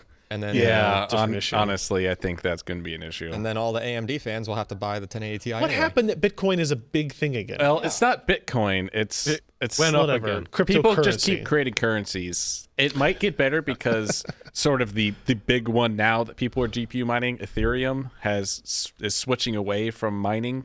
Apparently, that's a thing that cryptocurrencies do at some point, is they switch away from mining to a proof of concept, or I don't know, some weird Once shit they get like enough that. currency floating around, they do I- something different. I don't Yeah, know. they would just something wait like for that. someone to buy them. But there's and still all these make them little all rich. cryptocurrencies. I've been mining a little this week on the machines at the office just to drive up the heat and power Yeah, bill. I noticed. Just to kind of see where the stuff is at now. And like, there's an application I'm using that will automatically just like pick the proper cryptocurrency to mine with like your horsepower at the moment and like what the market's doing, like what's everything's worth, and just kind of then it So pays how you many out in machines of Bitcoin. yours got hit by WannaCry anyways? You need all this Bitcoin in a hurry. It's true. So are ASICs still a thing?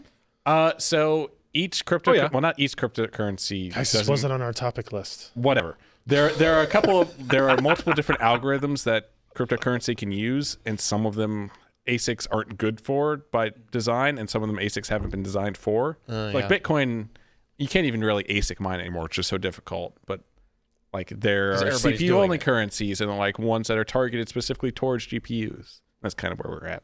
Anyways, Before I move on to the next, Ripper coin. before I move on to the next story, we did get 3 new patrons. Joshua Hansen has pledged $5. Thank you, Josh. White Zero, who is in the chat and wanted to make sure I saw all these emails, and I definitely did, pledged $5.99. Josh, $5.99. thank you. And an array of toys increasing in circumference pledged $5 Nice. as well. Oh. I'll take that. Oh, Dude. I'll buy Well. that for $5. He did. He did. Thank you guys very much for that. All right, on to our next story. The Asus, this was shown at the AD press conference, the Asus ROG Ryzen 7 notebook. Many people confuse this as Ryzen Mobile, which is, I can see how you might do that. Ryzen Mobile is the new APU combination. This is actually a desktop part. This is a 65 watt Ryzen 7 1700 CPU and an 8 gigabyte Radeon RX 580 graphics card. So a very different type of thing. It's a 17-inch notebook. It's huge. The Ryzen Mobile one we talked about before was like under 15 millimeters. This is a first FreeSync 2.0 capable display as well, which I believe, does that mean it's HDR? yes, HDR is part of that spec. yes. I don't know if Everything that's right, we've then. ever known about FreeSync 2.0. I think it might be a non-FreeSync 2.0 display then. I've seen multiple marketing materials that said it's 2.0. Maybe they loosened up their spec and made it not HDR. I don't It know. would It would shock me. It would shock me if the first FreeSync 2 display is in a mobile device, is in a laptop and not a freestanding monitor. Unless there's Yeah. just a 17-inch HDR panel that's ready to go, and it's more difficult to get Well- up in size. There are some 15 and 17 HDRs being launched by the other guys. Okay. All right. Fair enough. A lot of good stuff here. 32 gigs of RAM, 802.11 AC, NVMe SSDs. It's a big gaming notebook, but it's nice to see, for AMD, this is a big deal for them because the gaming notebook has been dominated by Intel and NVIDIA for basically ever. Yeah. And so just getting one of these out there that is Ryzen based, so you're going to have 8 cores in a laptop for the first time probably, and RX 580, which is like GTX 1060 class graphics, right? So it's the first ROG AMD notebook. there you go. Which, if you paid attention to the AMD press conference, you know that Asus launched ROG brand on AMD motherboard. That was the trivia that was given to us during the press conference. That's interesting. The name for this, by the way, for people taking notes at home, is the Asus ROG Strix GL702ZC. ZC are definitely 2 letters I put next to each other a lot when you have to say them. All the time. Yeah. So good job there. What do we got? A couple more AMD things. The AMD AGESA update 1006 will support configurable memory timings, subtimings, and clock speeds up to 4 gigahertz. This is being pushed out to motherboard vendors for existing Ryzen 7, Ryzen 5 platforms currently. I'm not going to bring much more up into this unless Josh or anybody has any additions, but just say to read Tim's post on it because it is well researched about what this AGESA first of all, what AGESA is and what it means for Ryzen platforms. Memory timings, VM. There you have it. There you go. Higher speeds is better. Does this mean it also increases the fabric still? Well, Fabric? I mean, if you're increasing the memory speed, you're increasing the fabric speed. And there might be some stuff they have to, I mean, that's probably what's holding back the memory speed, right? Is fabric speed. making sure that all the other gears are turning at the right rate. As we found out, the faster you can get the fabric, the better, right? Yeah, and the Don't worry, MC IOMMU Fabric stuff- goes faster with AGESA. MMU functionality is now programmable to different parts. So people who are running VMs and wanted hardware 3D acceleration, they couldn't do that. Now with this latest AGESA, it finally works. So that's good for the people who want to run a base Linux with Windows VM to play games. That's how you do it. Gotcha. Real quickly again, Rise of the Tomb Raider's got a surprise update this week that improved performance of Ryzen gaming. Right, so remember in our 1080p, Ryzen 7, Ryzen 5 performance issues that we've detailed over and over again, where the Ryzen performance was well under Intel performance, Ryzen performance well under Intel performance. With this new patch, the Ryzen 7 1800X went from 107 frames per second to 126. A 17 or 18% jump in performance, which is actually really good.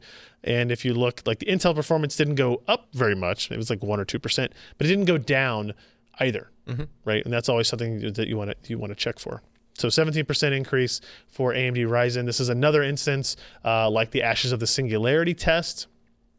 And I believe somebody else in our Slack pointed out 2 other ones. Was it Warhammer? Total War and Total War Warhammer, I think. No. They're both Total And War Dota. titles. Say again? Dota, Total War Warhammer. Yeah, it was Dota. Dota was the other one. Total War Warhammer is one thing. Yeah. Fair. And we did some looking at CPU utilization just to double check some performance results, but nothing really dramatic change there. Although you can see here, like this is one of the sub-tests for Rise of the Tomb Raider. And you can see not only are we looking at lower frame times with the new patch, but you're looking at instances of much more consistent frame times in this updated patch as well. So good job for AMD on that. And, read that story if you're interested in that. Hopefully that's more good news for the Ryzen platform and Threadripper release coming up in the not too distant future. It did include some brief notes on like what kind of changes they did. Basically, they just made stuff. Well, I included them, but yeah, go ahead. Yeah, but like they distributed the workload in such a way that Ryzen can deal with it better, like not having to deal with spreading, doing transfers across the fabric all the time between CCXs or between cores or whatnot, right? It almost sounds like they made it more like more chunky like Cinebench does, and like what the benchmarks, typical benchmarks do, right? Just applying it to the game instead. So. And it is interesting to point out that even the developer said an optimization was identified in texture management that improves on the combination of Ryzen and GeForce GPU, right? So there's a greater benefit from this patch for Ryzen plus GeForce than Ryzen plus Radeon, which is interesting to see. And they quote that, or they attribute that to overhead was reduced by packing texture descriptor uploads into larger chunks. Yeah, which makes sense. Yeah, so there you go. Check that out if you're interested in it. And if you're playing that game, the update should be pushed to you already. Okay, here we go. Ready? NVIDIA, guys. Josh, SoftBank invested $4 billion in NVIDIA. Did you get any of that? I didn't get $4 billion. I didn't get a single dime. Did you get $1 billion? No, not even $1 billion. How Not much a Bitcoin? single thin dime. $1? So anyway, SoftBank, who is the owner of ARM, decided to invest $4 billion in NVIDIA. They are now the third largest shareholder of NVIDIA after maybe like Jensen and somebody else. Right. So there's all kinds of people curious about what this means. Does it mean that SoftBank's going to be telling kind of NVIDIA where to go? What kind of conflicts of interest do we have in between NVIDIA and ARM? Are their business models complementary or adversatory? It's hard to say because, hey, thanks.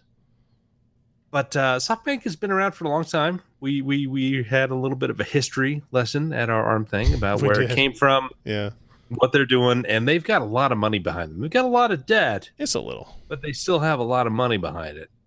And investing in NVIDIA is probably not a bad thing because it's an incredibly aggressive company that has been, kind of kicking ass for quite some time. So it's interesting to see. I don't know what the end result is going to be. Will they sell off their stake in a couple of years and just take that money and get rid of some debt? Or are they going to do something further? I mean, this guy who started SoftBank, he's got this vision for the future that goes for like 30 some odd years, and nobody knows what it is, but he's made all these steps and jumps and acquisitions, and they've all worked out pretty well because SoftBank's it's what the what's the guy in Omaha, Nebraska, his big Mutual? Berkshire Hathaway. Berkshire Hathaway. It's kind of the Berkshire Hathaway of tech. And I don't know what's in the future for these guys financially, but they're aggressive and they continue to expand and they still make money. I would like to invest $4 billion in something. I wouldn't. I'd like to just have the $4 billion. Well, the assumption there is invest $4 billion in me. Yeah, there you go. I'll take that.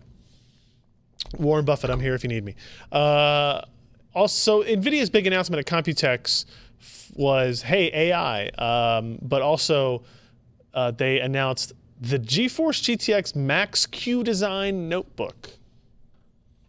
Max-Q, did you know what Max-Q was before Never this? heard of it. So Max-Q is apparently an aerospace term for the most critical point of like a rocket launch, where all of the forces are at their peak, and if you cross it, you're in the clear, probably. Sure. And if you don't, you blew up. Right.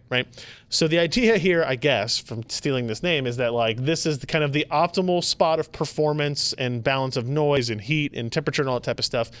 The essential just before it goes Samsung? Well, or Basically. if you get past it, then you're fine, right? Like those are your two options at this. So Things get a little bumpy, and then your frames per second goes up one more notch, and then it settles back out. Yeah. So or it doesn't. The Or it idea doesn't. here is NVIDIA wanted to push onto OEMs to make their gaming laptops thinner and lighter and quieter, right? So this description, these comparisons kind of bum me out because like they're comparing then and now, which you would almost assume is like last year and this year, when really this is 2014 2017. Okay. Right, and so that's where they're kind of like the GTX 880M came out in early 2014. Yeah. So you're getting a 3x performance boost at half the weight and thinner design. And these are all admirable goals to have. They talk about picking the right GPUs that work at the peak efficiency, right? If you look at an efficiency curve for a graphics card, it goes up and then it kind of levels off. Yep. And then it goes up a little bit, but slowly. As you apply more voltage, the performance goes up, but at a much less enviable Diminishing point. returns. Yeah. Right. And so, they're basically saying we're more specifically picking that point of power for the best efficiency. And then they utilize GFE, GeForce Experience, to like set the game settings in the right way so that you're not running on 138 frames per second on a 60 hertz display, wasting GPU power, increasing heat, increasing fan noise, those types of things. They talked a lot about that. They talk about, better thermals and better regulator efficiency inside the design as well. And then they brought out some systems. This isn't the Asus Zephyrus, I believe is the name, which is... There's a picture of that open next. Bad. I think the next picture down. It's interesting looking with the keyboard and the touchpad. So in order to make it thin, you move the keyboard to the leading edge, and then all your shit is in here. So you make up your thermals in surface area instead of thickness. Yeah, it's probably just the battery is under the keyboard, and that's all. And this is where all your componentry is, and stuff like that. So there's a trade-off to this. It's not a perfect design for sure. Still pretty thin. And the absolute lack of PR from AMD and the overabundance of ridiculous PR from NVIDIA should be split up so we can get two rational companies, not just the insanity of names we've been having lately. Not going to happen. Zephyrus? Not going to happen. Like I said, the idea is good, but I do feel like they also added like whisper mode, which is like when you enable it, it actually will limit frame rates even more to keep target sound level under 40 dBA. When it's plugged in. When it's plugged in, not just when it's not. It doesn't work when it's... I think it works in both. No, because battery boost is the one for when it's on DC power. I think battery boost is just part of whisper mode now. It's confusing. It's odd. I don't disagree. The one thing I will say about this is it's a good idea. Don't get me wrong. Everything that NVIDIA is promoting here is let's get these OEMs to build thinner, lighter machines. Two things. The performance of a GTX 1080 Max-Q design implementation is going to be different than a GTX 1080 that was launched last year. Right? If you get a GTX 1080, what? In which direction? Like the Max-Q is going to be the Max-Q is going to be lower. It's going to run at, according to NVIDIA, 10 to 15% lower performance than a GTX 1080 in like a full-size gaming notebook. Which to me is a little bit odd in that... Maybe you shouldn't call it a 1080 then. Yeah, like the GTX 1080 should be a performance level. And I know this has always kind of been wishy, this has always kind of been variable in notebooks with the to a small Well, degree. they've already done it with a 1070. The 1070 is not a 1070M when it's mobile. Even it's the just a specifications. 1070, but it's different. Yeah, the specs are different. Like it has more shaders than the desktop one, actually. I mean, this Max-Q thing might actually be performing on par with a 1070 notebook. It's probably close to that. Right. And so in my mind, like the naming conventions are a little bit disingenuous at best. I would also say that... It should have called it a 1080 Ti. It's clocked at half the speed, but like it's a 1080 TM. There are already gaming notebooks like the Razer Blade B5 is under 18 millimeters thin, and they're using a GTX 1060. Like a full one, right? I don't know, maybe, probably. So the idea that like NVIDIA created this idea is also a little bit shady in my book, but I kind of in my article and in my write-up, I compared it to what Intel did with the Ultrabook thing many years ago. Oh, where, the CULV? Well, where there was already... When they first started there were Ultrabook already thin thing. in lights, but not a lot of them, and they weren't innovating quickly. So Intel said, you know what, screw it, you guys are stupid. Ultrabooks. It has to meet these 5 specs: performance, power, thinness, battery, whatever. In order to be called under $1,000, but we don't really mean that one. They didn't mean that. No, they didn't. Yeah. So to be called an Ultrabook, and so now NVIDIA is kind of doing the same thing here. Like, okay, we're going to create this brand. We're going to go through the effort of creating this brand and creating this market and this mind share about, we want a Max-Q design. What is that? I don't know. I want it. You OEMs have to meet these specs, and so it will push the gaming market, the gaming notebook market forward. It is to me less of a significant technological innovation that NVIDIA has made and more of like a marketing and kind of like software design improvement that they've done. And because they have the marketing push and kind of the eyeballs necessary to make it happen more than any of those gaming notebook vendors on their own, I think it will be probably moderately successful for that, right? Like I want to get a hold of this Zephyrus thing despite its STD-like name and see what it's like using it and what's the battery life like and does it actually feel quiet? Does it feel like a good gaming machine? I have this certain stereotype of gaming notebooks that needs to be changed if NVIDIA is going to address what they want to address. So then we have some to look through. Like Acer announced one. There it is. The Acer Predator Triton 700 gaming laptop with NVIDIA GeForce GTX Max-Q design. So there you go. Under 18 millimeters thick, 15.6 inch display, 32 gigs of DDR4, G-Sync monitor. Very different than that other Acer that was announced recently. The 18, 19 inch with the curved. It's a 21 inch. 21 inch with the curved display. A little bit different there. But this is a $29.99 laptop. Like $2,999 bucks. So it's not going to be cheap. That's a lot of money. That's a lot of money. It's a little bit of money. And then this is the one I was looking at before. The Acer's ROG Zephyrus is a Max-Q gaming laptop. They claim it has 20% airflow space increase, 32% system airflow improvement, quieter than other competing options, right? You still have enough thickness for full-size HDMI, USB. Its pricing and availability starts at $22.99 with a 1070 Max-Q and 256 gig SSD, and then it's $26.99 with a 1080 and a 512 gig SSD. So again, impressive looking designs, not cheap, but I still really want to see what they end up creating with this stuff. So that is that's Max-Q. And then similar to NVIDIA stuff, we've got EVGA launching their 1080 Ti Kingpin edition. This is pretty cool. Guaranteed 2 gigahertz overclock. Here's my question for Jacob. I know you're listening, Jacob. If it's a guaranteed 2 gigahertz overclock, why are you not shipping this to me to test running at 2 gigahertz? Because they don't know the exact settings every single GPU will need to hit 2 gigahertz. Oh yeah, it'll have like what supposedly one of the 3 BIOS will just do that. You have to, but you have to flip to it. I thought no. One of the BIOS isn't 2 gigahertz.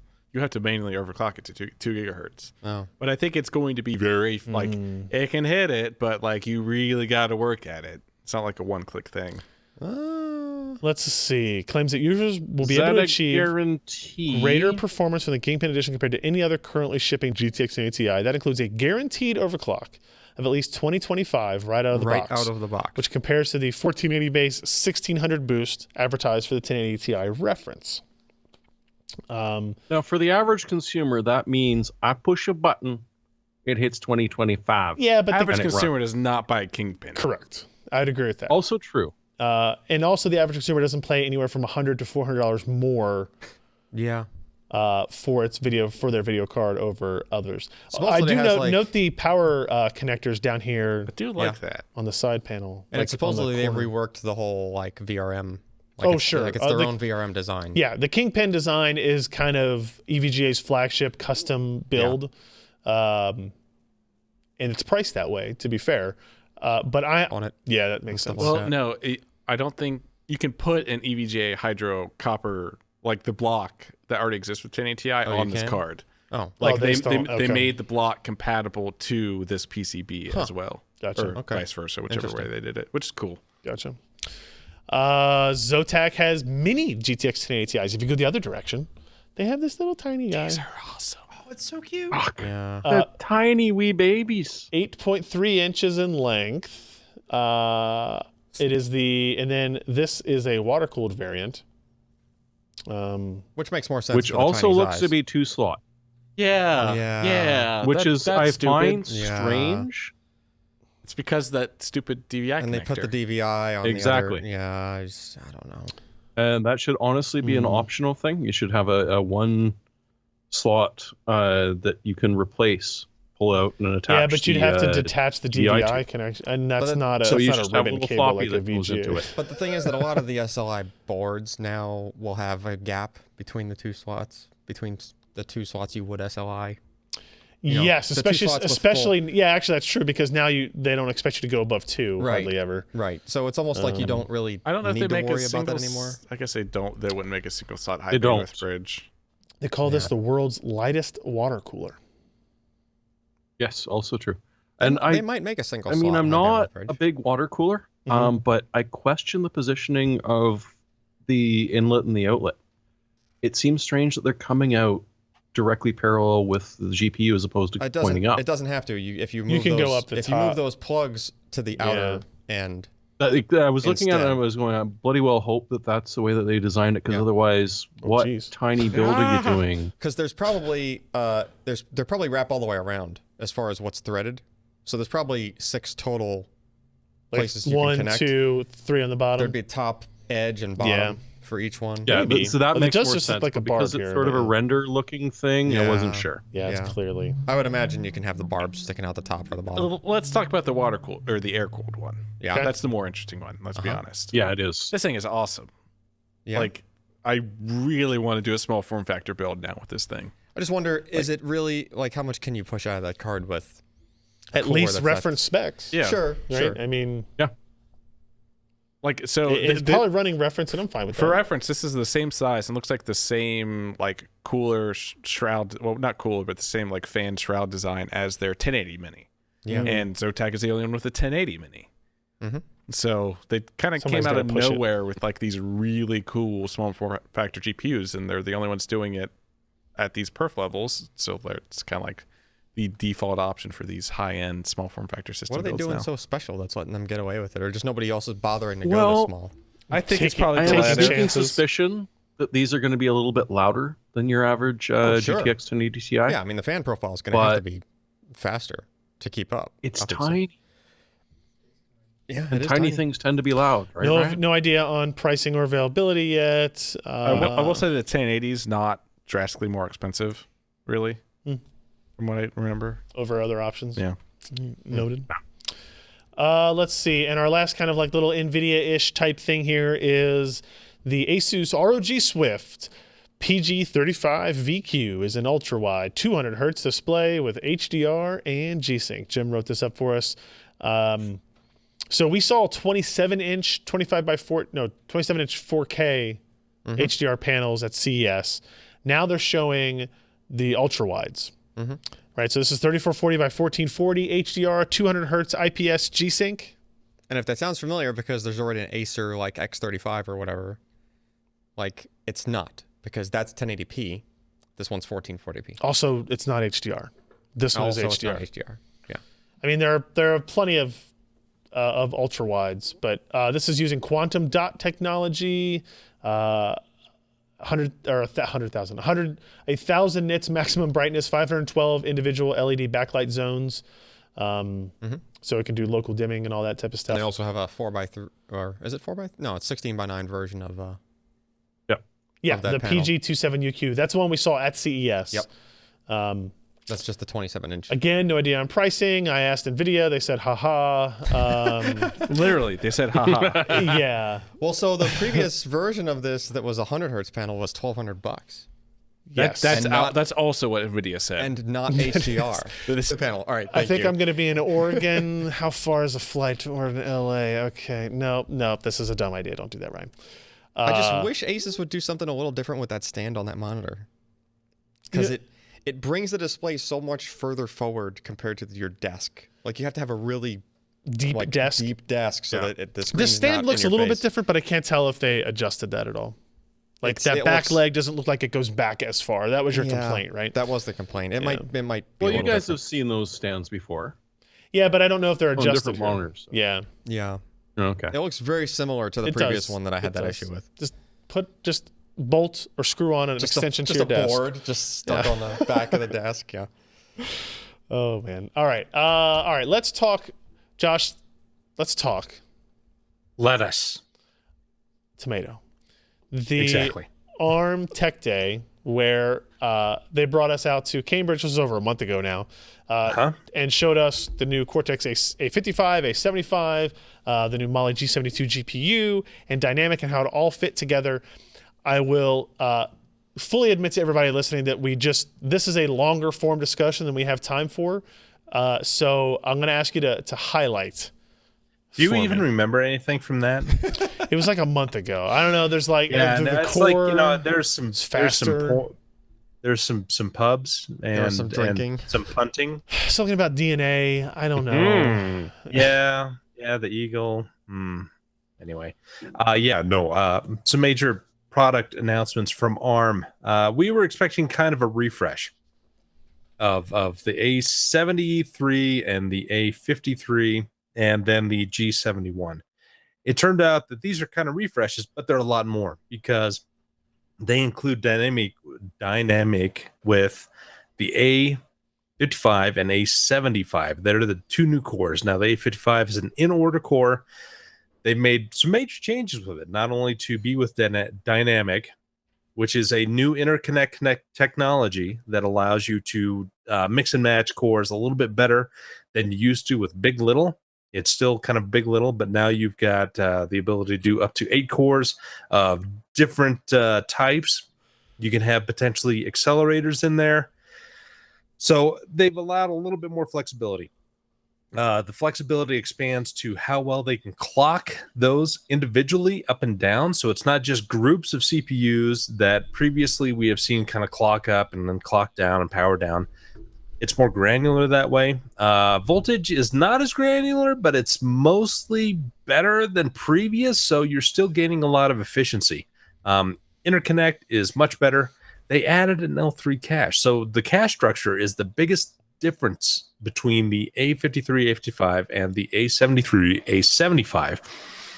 It used to be a shared L2 cache in between all the cores, and now they've made it that each core has its own L2. So it's private and it's exclusive. So you've got L1 cache, you've got L2 cache. With A55 having higher speed cache and a level 3 that's beyond that, if you implement that with dynamic, it improves performance dramatically for no real power hit, right? Even at the same process technology level. If you create one at 14 nanometer with an A53 and then an A55, you're going to have pretty much the same power consumption, but you're going to have a lot better performance with the A55. They've improved the neon pipelines. They've done things with load store. It's a lot more robust and it works well. Again, the L2 cache per core is huge. They've cut down latencies everywhere. And so they've made some dramatic improvements across the line with A55, A75. They've kind of done that magic with the G72 graphics at the new Mali GPU. They did a significant amount of engineering for what we typically view as a refresh. So a refresh for AMD on their RX series parts was a couple of percentage. This, we're looking at 20 to 30% improvement for no real power gain or loss. And so that's really huge for ARM. And especially with, competing with the people that they have, they're trying to stave off Intel and those things. It was a bigger jump than I expected ARM to have a year after A53 and A73, because those were some big jumps, and this is just as big, but they're kind of downplaying a little bit more. But overall, the SoC is far faster overall because of dynamic, how they've rearranged everything, their memory access, the memory controllers. They can handle up to DDR4 3200 low power. All these things come together for a much faster, yet still very, very efficient SoC. And if they put all those licenses together and make something of their own with, maybe a couple of A55 cores and quad A75s and a G71 with 32 shader cores, it's going to be a pretty robust platform. It's going to be pretty fast, and it's going to be the fastest that we've seen so far. We can go into this for ages and talk about licensing, how they handle process technology, how they can handle timings, and all of these rules that ARM has, and they kind of pass these on to their partners to have a lot of flexibility in creating their own parts. We can go on that for ages, but It's a bigger jump than I expected. It's well worth their time.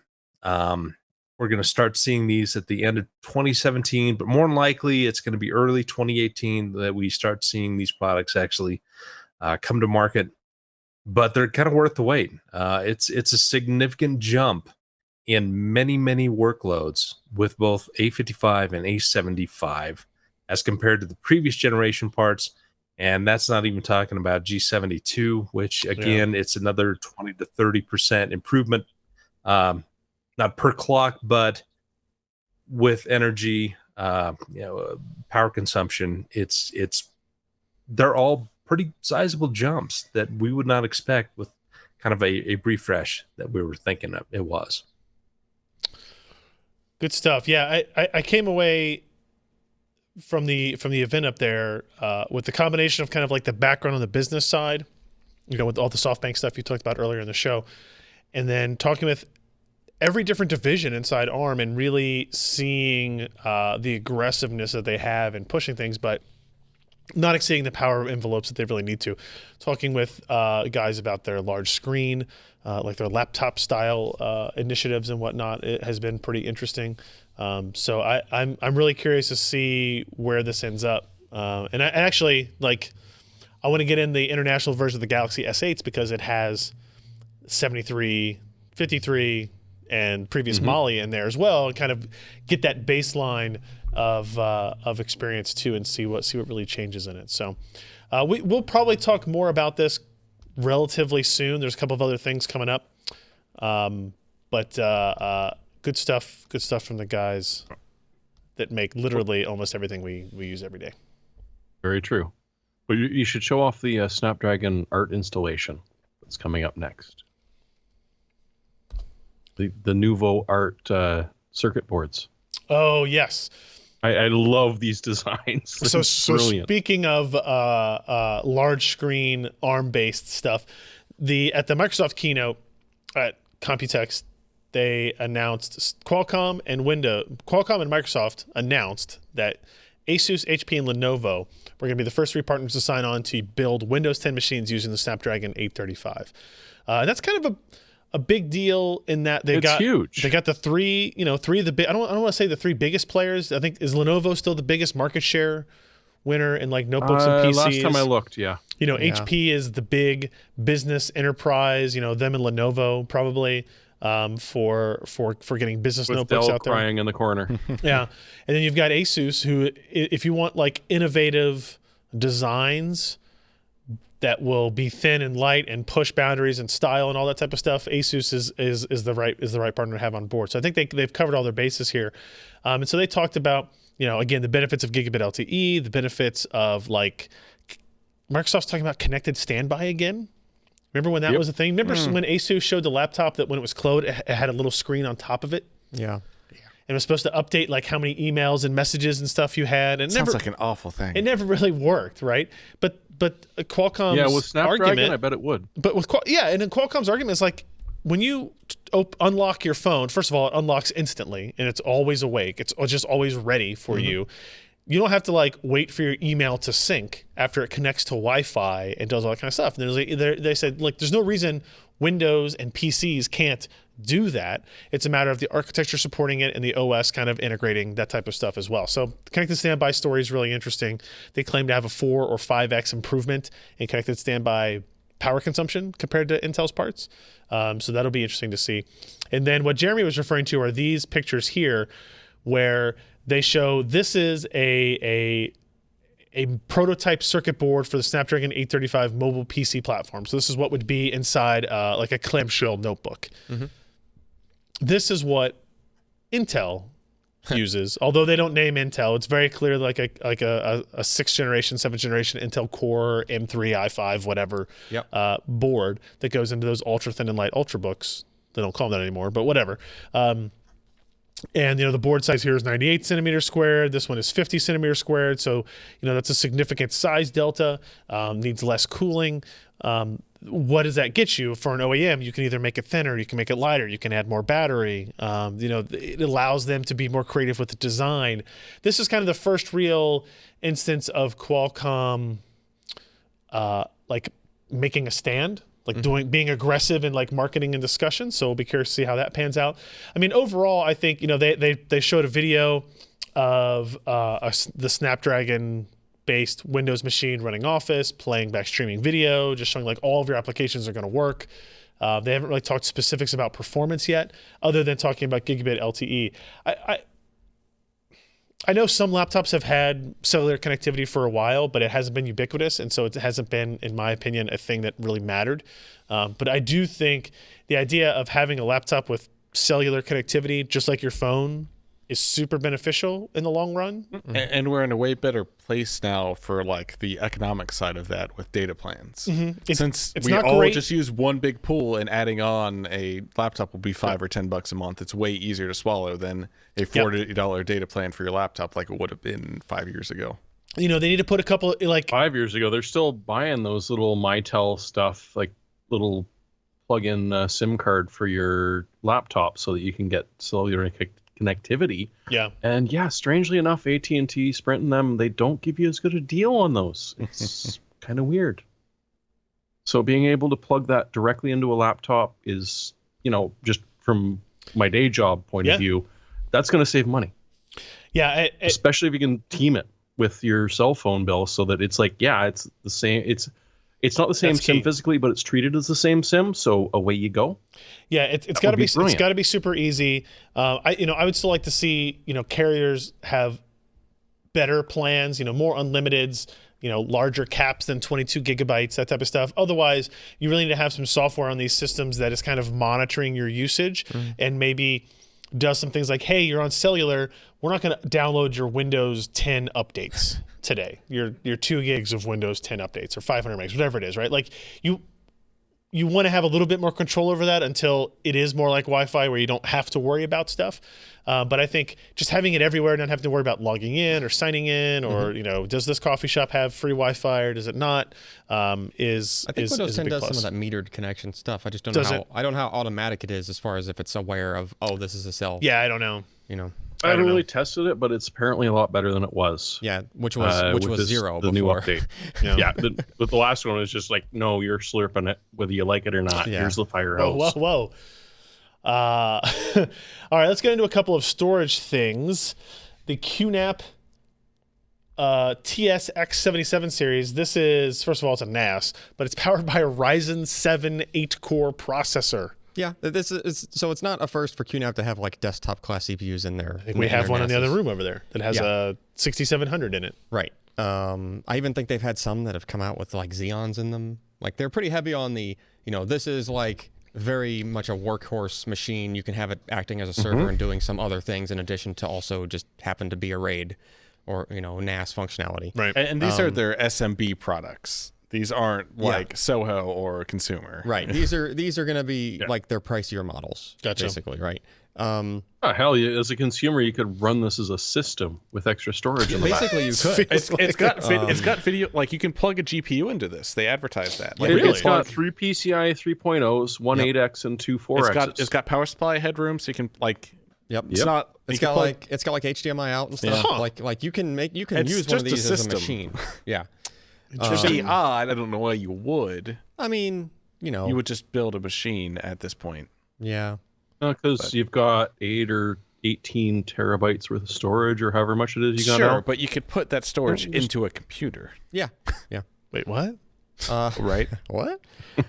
So yeah, I mean, these new models are just going to have you know, Ryzen CPUs, so potentially, you know, all the way up to 8-core 16-thread CPU and Cool. an NAS, right? Cool. And Yeah. you know, Sounds and like a they're good supposed to be able Plex to server run- to me. You know, this would be a good platform to run like VMs, so you'd have like plenty of CPU horsepower for a bunch of different virtual machines doing some different things Does- or whatnot. And they support like Docker and cool stuff like that too. What Yeah. what Oh, yeah. OS does this run? It's Windows. Pretty sure I it's don't Windows. know if that's the case, Alan. No? I think it runs like a QNAP Linux-based operating system, and then you can add in like a Windows VM if you need it. Yes, you, Like you you can add a run Windows VMs on VM top to of it. I thought they were. I'm probably mixing I it could up be with, wrong. I thought previous QNAP NASs were like Windows with Xeons and stuff in them, but you know, that might have just been my I'd info have is to probably load dated. up the PDF again to get that, Interesting. but I do believe you can emulate it. Yeah. Either way, it's desktop class OS though. It's not Right. like it's not like a Synology NAS where you have to only use their plugins and their whatever. It's, Gotcha. regular desktop software, right? What else do we have? Toshiba launched the XG5 NVMe client SSD, 64-layer BICS flash. Is that how I'm pronouncing that right? Yeah. BICS? I think that's just what they call it, is just BICS. What's BICS? It's just a type Well, of... we used to have telephones that you had to punch wires directly into. I thought whenever you hand this to somebody, you say, "What up, Bix?" No. Did you see the pictures on Facebook of my daughter's shirt she wore to the beach when we were on vacation 2 weeks ago? What's up, fishes? What's up, fishes? Yep. It was that was pretty good. Sorry. So, anyway, continue. actually, you should jump to the WD story first because that beat it by a day. Okay. Well, I didn't. And yeah, and it's interesting. Poor Alex. So we did. BICS Flash is Toshiba, but You just told me to go to the next story. But it is a Toshiba / Western Digital / SanDisk / all the other companies acquired by Western Digital.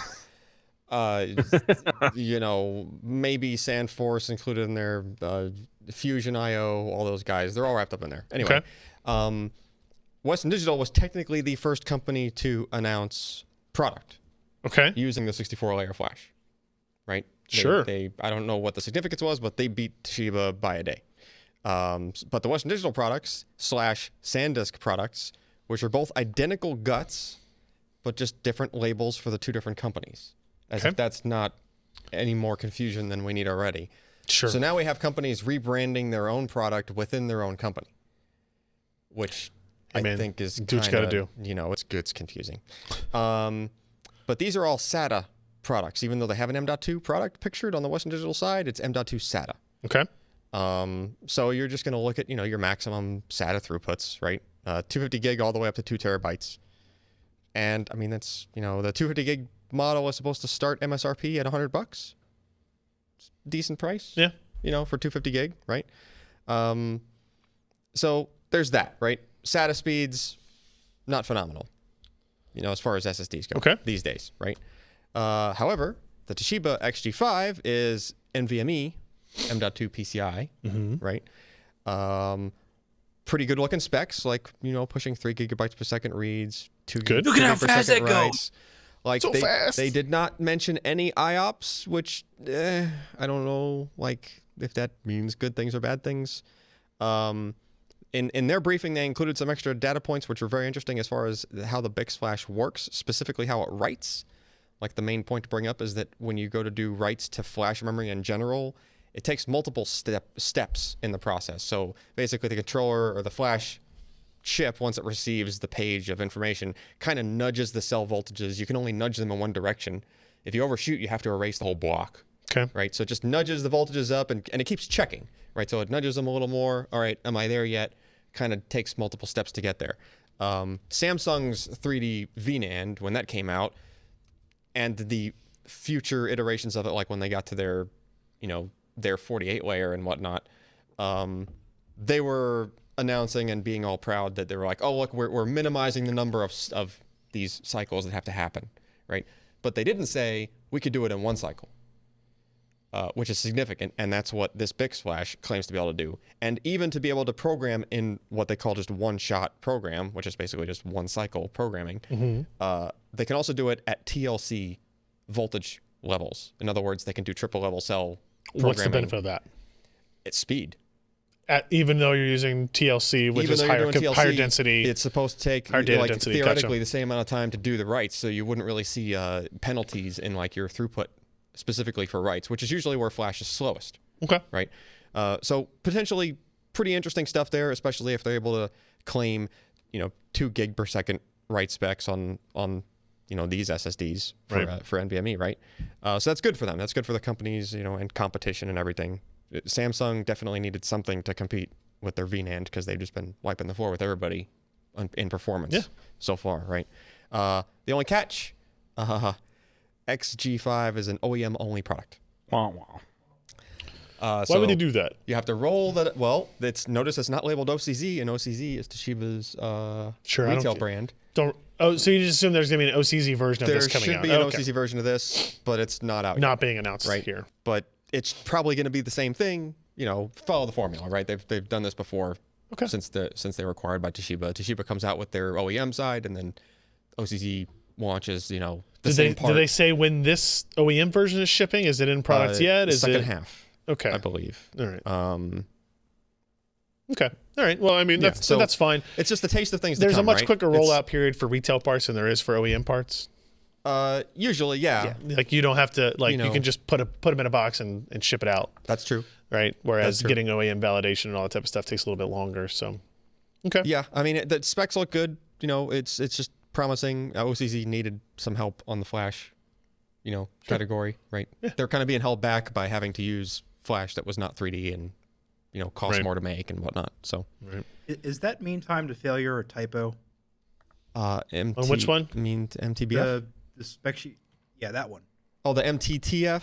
Yeah. I've seen that written with a T in 1.5 million hours. Not Yeah, what he, that's like 170 years. Yep. This drive will never fail. Yeah, I'm not sure how that metric is calculated. Yeah. That first comma is supposed to be a point. So it's 1.5000000 hours. Just runs for 1.5 hours. 1,500 hours or so, you'll be fine. Get your work in before it crashes. Hurry. Back up. All right. Back up right now. And we talked That's about why the we give you such fast storage, so you can save quickly. Yeah, we talked about the Western Digital, talked about the Western Digital. Blue / SanDisk Ultra. I mean, even the packaging is identical. There's literally a sticker difference. It's just like a sticker difference. There's no SanDisk M.2 though. And they to differentiate them, they put 3D in the name. So it's like the 3D SSD. That's the Western Digital Blue 3D NAND SATA SSD. No, this is my favorite. Oh wow, this is a big picture. Whoa! Wow, I should have resized that one. Hang on. Where's it going? That's a nice font. Boom. Ultra 3D, Marketing win. 3D SSD. 3D SSD. That's pretty. Can't beat that. I don't know why they don't just consolidate the names at this point. And I know they're worried about having the name that you recognize, so just put both on the thing. That's even more confusing. It's called the Western Digital SanDisk. That's weird. 3D SSD. It costs them nothing to make just to label two it. SKUs in the channel. Like it's marketing and it's all this, and Sorry. Oh yeah, tell that to the accountants, Ken. Yeah, it costs nothing. Make that Jeremy. label. Nothing. I guess. I know everything. All right. We only have a couple of more things to get through here. 2 notebooks that I thought were interesting from Asus. The ZenBook Flip S UX 370 is the world's thinnest 13-inch 2-in-1. It does have Windows 10s, so take that for what you will. 10.9 millimeters thin with a weight of 2.4 pounds. It's thinner and lighter than competing 13-inch convertibles while packing the Intel Core i7-7500 processor, up to a 1 terabyte NVMe flash SSD, and 16 gigs of memory. That's an impressive looking photo. That's skinny. There for sure. I haven't been that skinny since I was like 17. Or ever. The underside, you can see the world's most compact ErgoLift 360-degree hinge. It is a 4K display.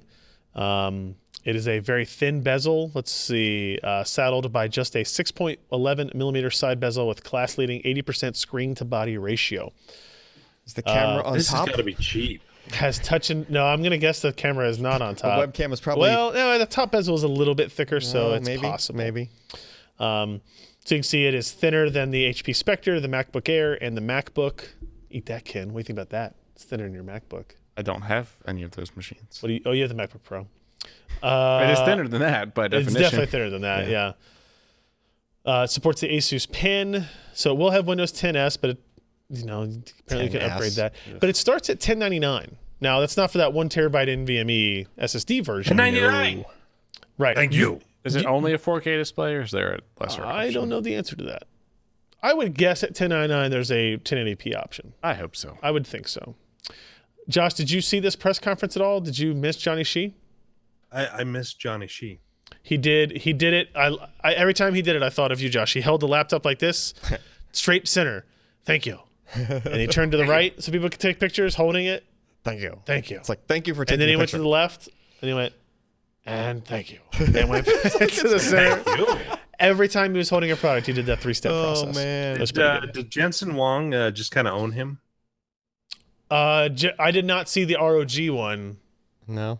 I'd heard that was a thing. Yes, I had heard that as well. Yes. Took over. There's clearly a difference in personality.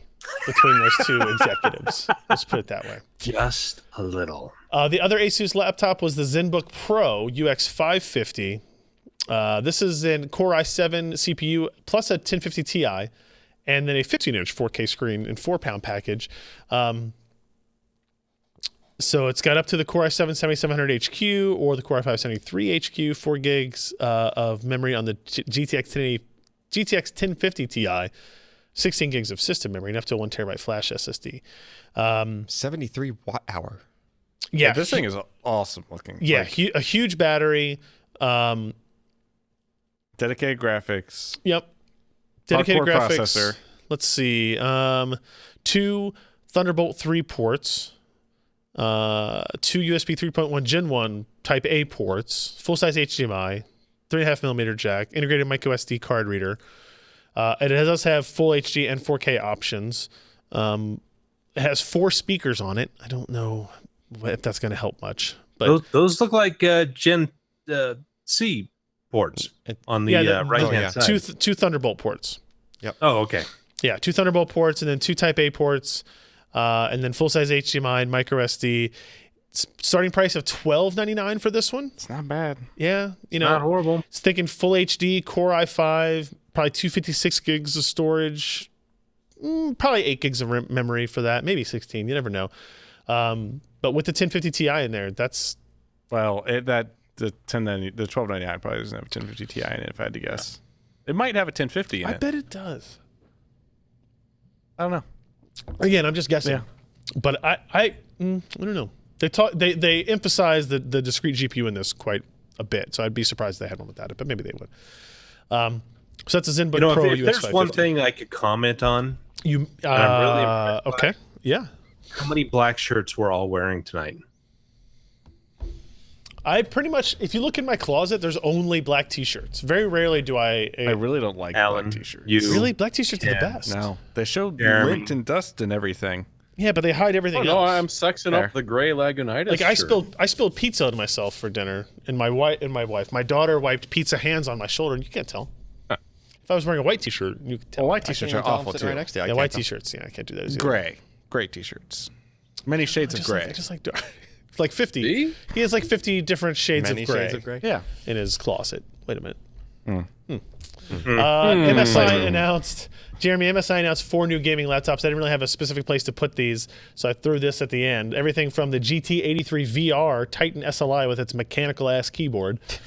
Oh wow, that's a much.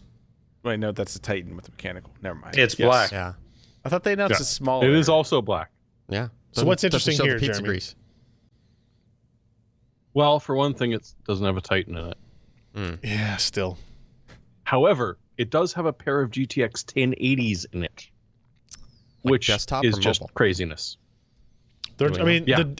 Is there a mobile 1080? There's not really. Oh. There is not. Okay.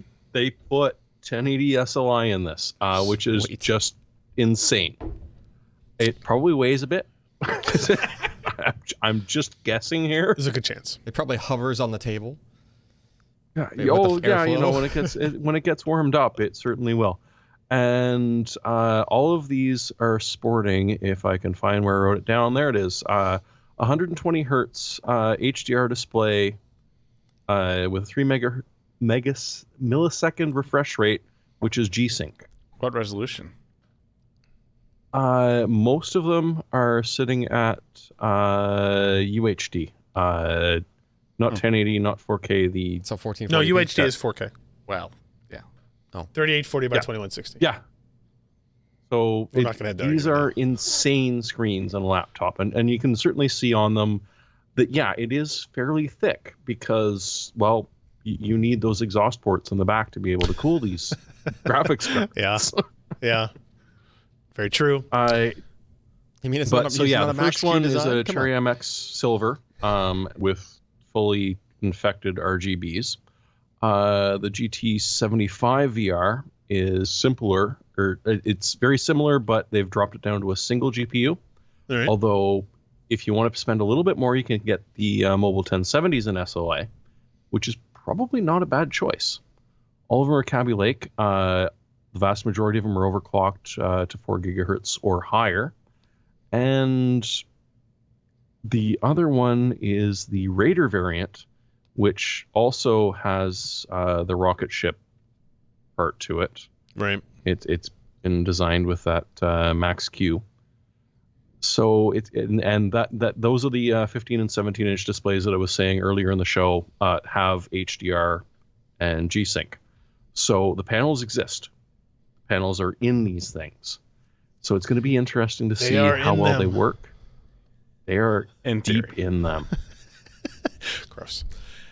So this reminds me, like, we did an article and video that looked at like all of the MSI laptops at the time. I think we had like 12 in here or something. I think it was more than that. Huge stacks It of felt like laptops. there were more than It that. took at forever least. to like rebox them all back up. And these form factors are very similar. There's a little bit of difference, but like this Stealth, this, I guess are they calling it the Raider now? Yeah. It is the Raider now. I actually think that's the GT63 something was actually really impressive at the time. Just again, this was one of those ones that's like it was sub 18 millimeters. They were doing it before NVIDIA made them. Yep. There's probably a little bit of like a grumbling inside Razer and MSI, and those guys going, we were already doing this, and now you're making everybody else do it. It's gonna steal our thunder, that type of thing. But impressed by these machines for sure. And finally, killer networking. Good old. Now we're killer talking about networking. teaming. This is kind of interesting. This was something that Ken and I met with the killer guys at CES, just a sit down lunch type thing. They said, here's this idea. This is what we think. What do you guys think? And we gave them some feedback on a feature that they were working on, and now it's called Killer Extend. And the idea is this. Say you have a motherboard that has, that maybe has 802.11ac Wi-Fi, and it has maybe 4 networking jacks. That's a lot of networking jacks, Ryan. That's a little bit What would crazy. I do with all those Almost networking godlike. jacks? I'm glad you asked what you could do with all these NICs. What if you could turn your computer into a switch or extender this way? So Wait, I take my $300 motherboard and $1,000 chip and turn it into a switch? in addition to whatever else you're doing, yes. So the idea is it's got killer You're gonna run Wi-Fi. You're going to run VMs and have FreeBSD be one, and that'll be your router and your firewall. Okay, that makes sense. Does Killer have a Linux driver? I don't know the answer to that. So a couple things. They're not creating a Atheros router does. for you, right? Like you don't plug your WAN in here and then go out from that. You still have to have a router. Yep. Right?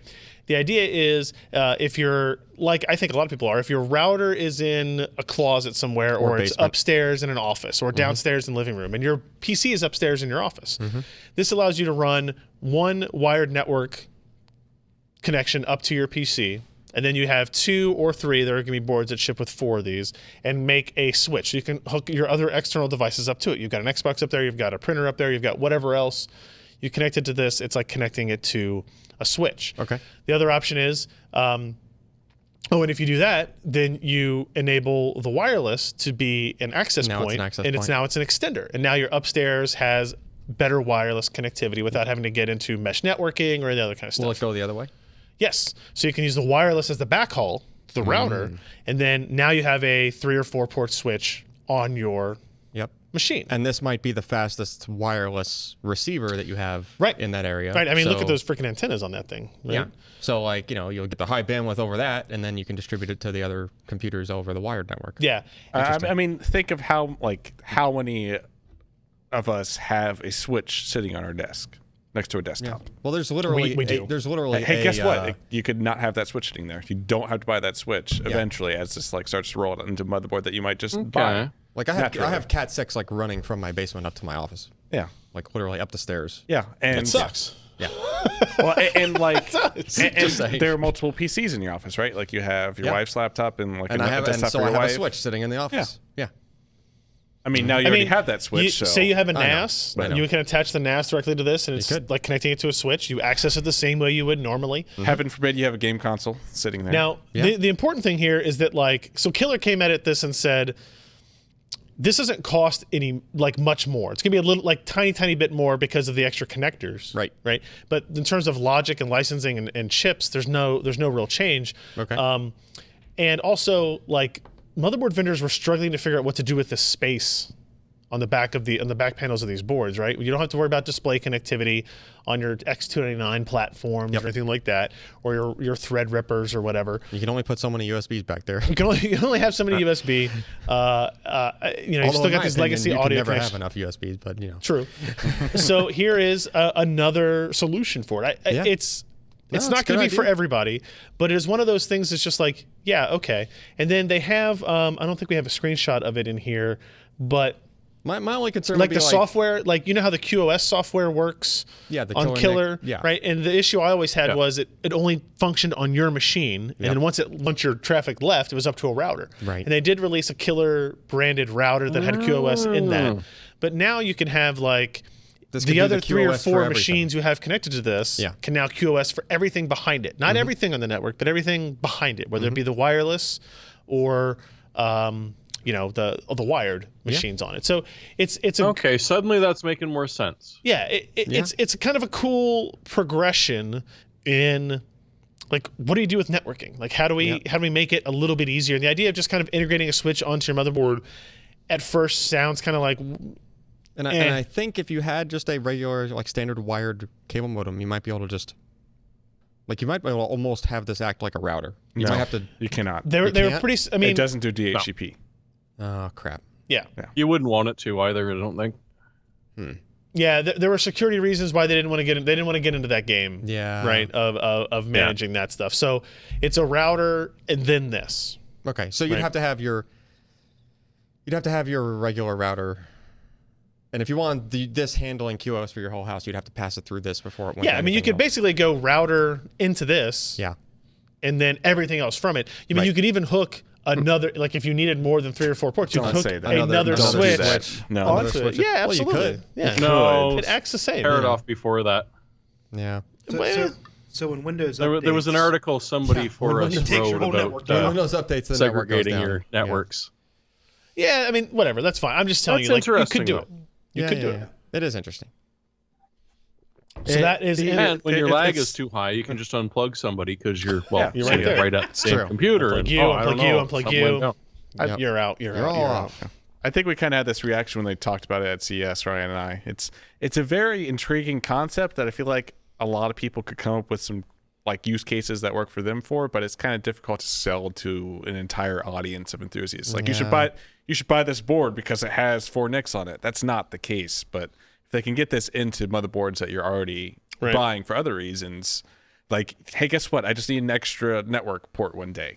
I don't have to go find a switch or dig it out. I could just even if I have a switch on my desk and it's full. And, the Killer software is pretty straightforward.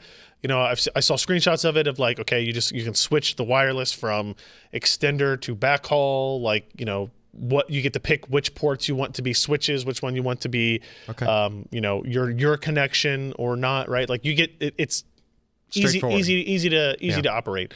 And my experiences with their software have been pretty good in the past, so I have no reason to believe this would be any different. So, all right, hey, end of the list.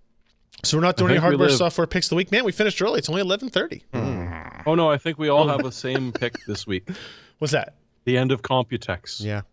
Computex goes on for several more days, but I think the mass news is over. I think we've covered our bases in terms of like we hit the NVIDIA, AMD, Intel's, Asus MSI, Gigabyte. I think we'll have some posts about Gigabyte motherboards and notebooks coming up, and there's a couple of other things in the Trello doc I see here. But yeah.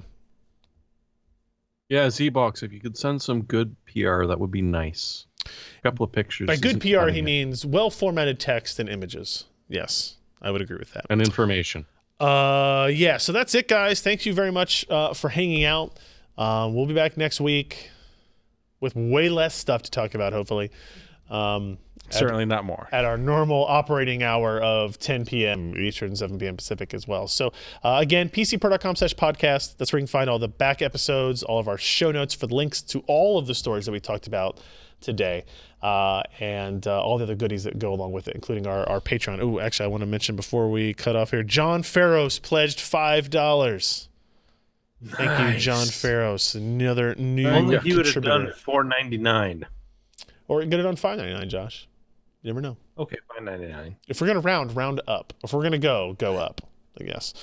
So that's going to be it for us, everybody. Thank you very much. I'm Ryan Shrout. I'm Jeremy Hellstrom. My mouth is close to the microphone, Josh Walrath. And I'm Alan Malventano. Thanks, everybody.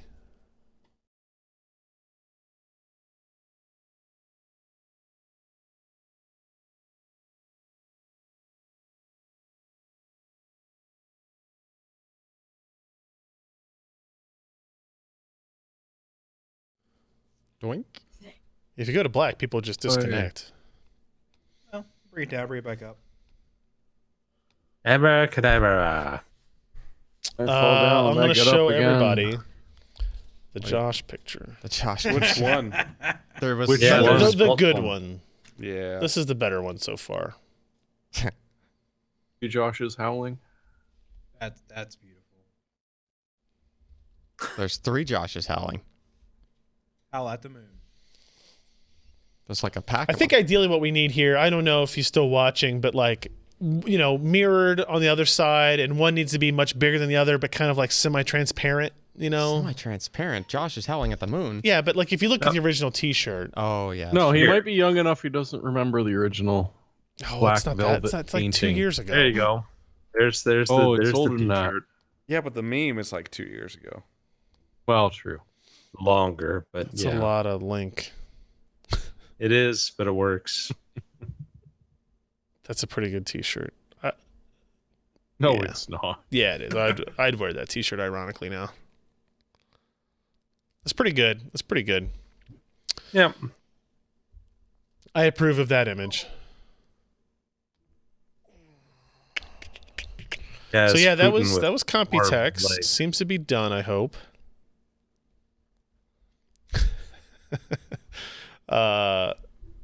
Man. Yeah. We didn't show a motherboard for Threadripper. Where is that real fast? Let me Oh, we got one with of the those socket. pictures? for our post show. Yeah, Yeah, the insane socket. Oh, right. You did show that one, didn't you? I did not. Let's see it. There you go. This is from PC World. God bless her. Look at that monster. Poking that. Does this sound any different to you? No? Somebody poked. Oh, There's that 60 hertz hum is coming from that mic. Ain't me. Just Also, did the it. 60 hertz, Open. the time 3, you were, 2, like, listening 1. around Fox wasn't gone. 60 hertz hum. It was a dude with a big sub. Right, I get you, but there's a 60 hertz buzz when your gate opens. We can hear it coming from that mic. No, I don't have my mic in my ear. I don't know if your XLR cable's just You're running not by talking the to the mic anymore. running by the power. You're not talking to the mic anymore. Yeah. How would not talking to the the gate, I guess. Hear it? Ooh, Look, yeah. there's a Yeah. picture of the Can you give me my mic in my that's a cover from a Core i9 2066. ear? My mic has never been in my ear. Show this shot. This is the plastic is apparently a cover plate for a Core i9, like a 2066 motherboard, and then that is the 20. There we go. How many Yeah. pins is that? Does anybody know? Does it say in It's here? like This- 4,000 4,000 something. Holy moly! 4096 maybe. All right, That's so nuts. I started to have this conversation in Slack the other day. Mhm. Should they just have done dual AM4 instead? Dual and quad AM4. No, one socket's better. Is it? Why would you do? If you, That if you socket could, is stupid. Have you seen the heat sinks that have to work on that socket? Well, how long has it been since You you've can't seen just have a new dual bracket. CPU board? Two sockets make things incredibly complicated. Like in Yes. terms of routing between them, and now your remember our CCX latency graph? How's that going to be affected by your? Why would it be different? It's still Infinity Fabric. Well, It would that's still be all Infinity onboard. Fabric You don't connecting think the you two. don't think the latency between on Yeah. package versus across motherboard PCB traces is going to be different? physics, man. gonna be Can't different. beat Physics. Sure, It's going to be different. Yeah. but like, there's going to be like 3 coolers for this socket ever because it's ridiculous and they can't Oh, no. adapt existing designs. So if we No, like, because it'd probably be fairly cheap to make compared to What do you mean a fairly normal cheap to size make? cooler. Have you seen the cold It's just a plate bit more size on metal. that thing? It's ridiculous. Yeah, and I've seen one or two pictures of the plates on these CPU coolers. can you just adapt But- it? No, because you have to have Oh, way hell more no. surface area. Right, but like you have a plate that sits on it that then adapts into the smaller plate. Yeah. On If a you water want to block. do like lose a bunch of efficiency. You need a heat spreader for your heat spreader. Yeah, exactly. Like if you want to Don't lose a think bunch of that would work efficiency I mean, you could. or you know. transferring heat, because Well, then you're dissipating into the air, not the fins. No, but you have to realize that the cores are not under all of the surface area Right. of that They're in the first place. first of all, on this one there's only on the Epic there's 4 die. yeah. On Threadripper there should only be 2. Noctua was showing off prototype coolers at Computex. Yeah, I and know. they're I saw one. gigantic. Like Yeah, no, they still if you're gonna make a new one, you make it cover the whole plate because then you can use it on both platforms. well, the thing is, the size is not limited by fitting the die in there. It's the pin count. Like there's pins. It's all pins on the bottom, right? Like they had to make it at least that big in order to have that many contacts. But the cooler Yeah. companies are excited because they get to sell because on the 2 Epic version kilos there's of metal at a 128 huge lanes of profit now. PCIe. Right. off That's of what I'm it, saying. too. But think about that. So since there has to be that's what's determining the size, not the dies. So it's probably like. But I think they know. they took the covers off these and they spread the dies out pretty evenly. Oh, really? Yeah, they're not like concentrated toward the middle or anything like yeah, that. Well, that's it's silly. it's Which like makes sense. Like you would Yeah. all things else being equal, you would separate it out so that there was as much space between them as possible but you know. But there's no way you could have hot spots on that heat spreader. Like you'd Yeah. have to cover the whole thing. Yeah. You couldn't lay it I think out if you so that, covered no, you most can of have it, some you'd be bits fine. sticking out the side and it's fine. it just seems odd, and like the fact that they have to use a hex wrench to open the stupid socket to put a processor in is stupid. Wait, what? Yeah. The retention mechanism is a hex screw. You have to take a screwdriver They to couldn't open make the- it work with the lever thing. It's a SIF socket. Slight insertion force. Well, you It's probably just so weird. I don't like it. I don't like it, damn it. I'm Oh, surprised Ken, you're you don't getting old. I love it. I'm surprised it only screws down from one edge. Yeah, this as is a opposed to, new like, thing. I don't know. I like this. Yeah, you would Yeah. think the With so many pins. retention would Yeah. like the Is it just a hinge on the other side? Yeah. Because even like once Intel gets to a certain pin count, right, it's the double arm. well, that's the 2000 2011. one, Yeah. 2066. And that one has how I many? bet those processors don't fall out. It's probably fine. I don't hear Come on, a I mean, hum we've coming got from my mic. 5-pound video cards right now that aren't ripping does it- PCIe It does it slots especially off. when So your hand is near the mic, like it's picking up your body. Like when you're Like- holding when you were holding the arm and stuff before. I don't hold the arm. I don't know. You move it sometimes. See? Yeah, there it is. Now you hear it? No, playing with it. You have to trip your gate. I don't hear it. I don't hear it, Alan. I don't hear it. I don't hear it. I don't hear it. Okay. I did. As he talks over it. Tell me. So we're still waiting on Naples, aren't we?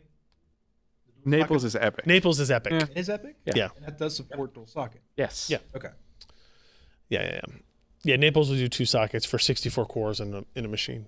I'm sorry. You can have 2 of them Yes. big ass 64 cores in a CPUs. machine. That's a lot And of cores. 256 lanes of PCI Express. No. Yeah. Yeah, because one No, yeah. no, Yeah. no, because- An Epic processor will have 128. Yeah. Yeah, but 64 of those used for inter-socket Sure. communication. So you have Do we know that? Though? Yes. Okay. that's what 64 lanes from each connects to each socket. That's how they do that. So you have you get 128 256. total available, but there's 256 inside the machine. right. But it Which is doesn't okay. matter. Maybe it's just me. I'm going to zoom in on this picture here. It's just you. Does that look like bent pins right here? Yes. Yes, somebody poked it. Oh, no. Oh yeah, that doesn't look Give good. me the needle nose. Look, scroll down. Needle nose. Scroll down there more. Try Yeah, there's tweezers. some right here too. Actually, no, that's just AMD screwing with you. It's supposed to look like that. We're just not using Hey, those this one's got sections. missing Those are pins. What the Torx hell? heads. There's a guy in Taiwan that I has think there are 3 screws you have to undo. Yeah, there's is. one up here. Yeah, and then there's 2 two down down there. here. They're 1, 2, 3. 3, 2. God, that sucks so much. I mean, who That's why it cares? says open. I 3, 2, care 1. because we're gonna do this. No one else Yeah. cares. I mean, whatever. Like you're gonna install a CPU once and you're never gonna touch it. Yeah. But we change that shit all the time. I do love that there's like this quadrant division of pins, right? Like there's very clearly 4 divisions in here. It's like they just pasted 4 together. Yeah. It's like they copy paste, rotate 90 in, rotate 90 in, rotate 180 in. Tweak the brightness on the. Bet the right traces half do that too. That's how board layouts work, I think. Yeah, sure. Cut and paste. Yeah. All right, everybody, that's it. We're going to end the show. We've been here for a long time. Thank you for joining us. We'll see you next week. Good night, guys. Good night, Josh. Good night. Good night. Thanks Good night, for Jeremy. watching.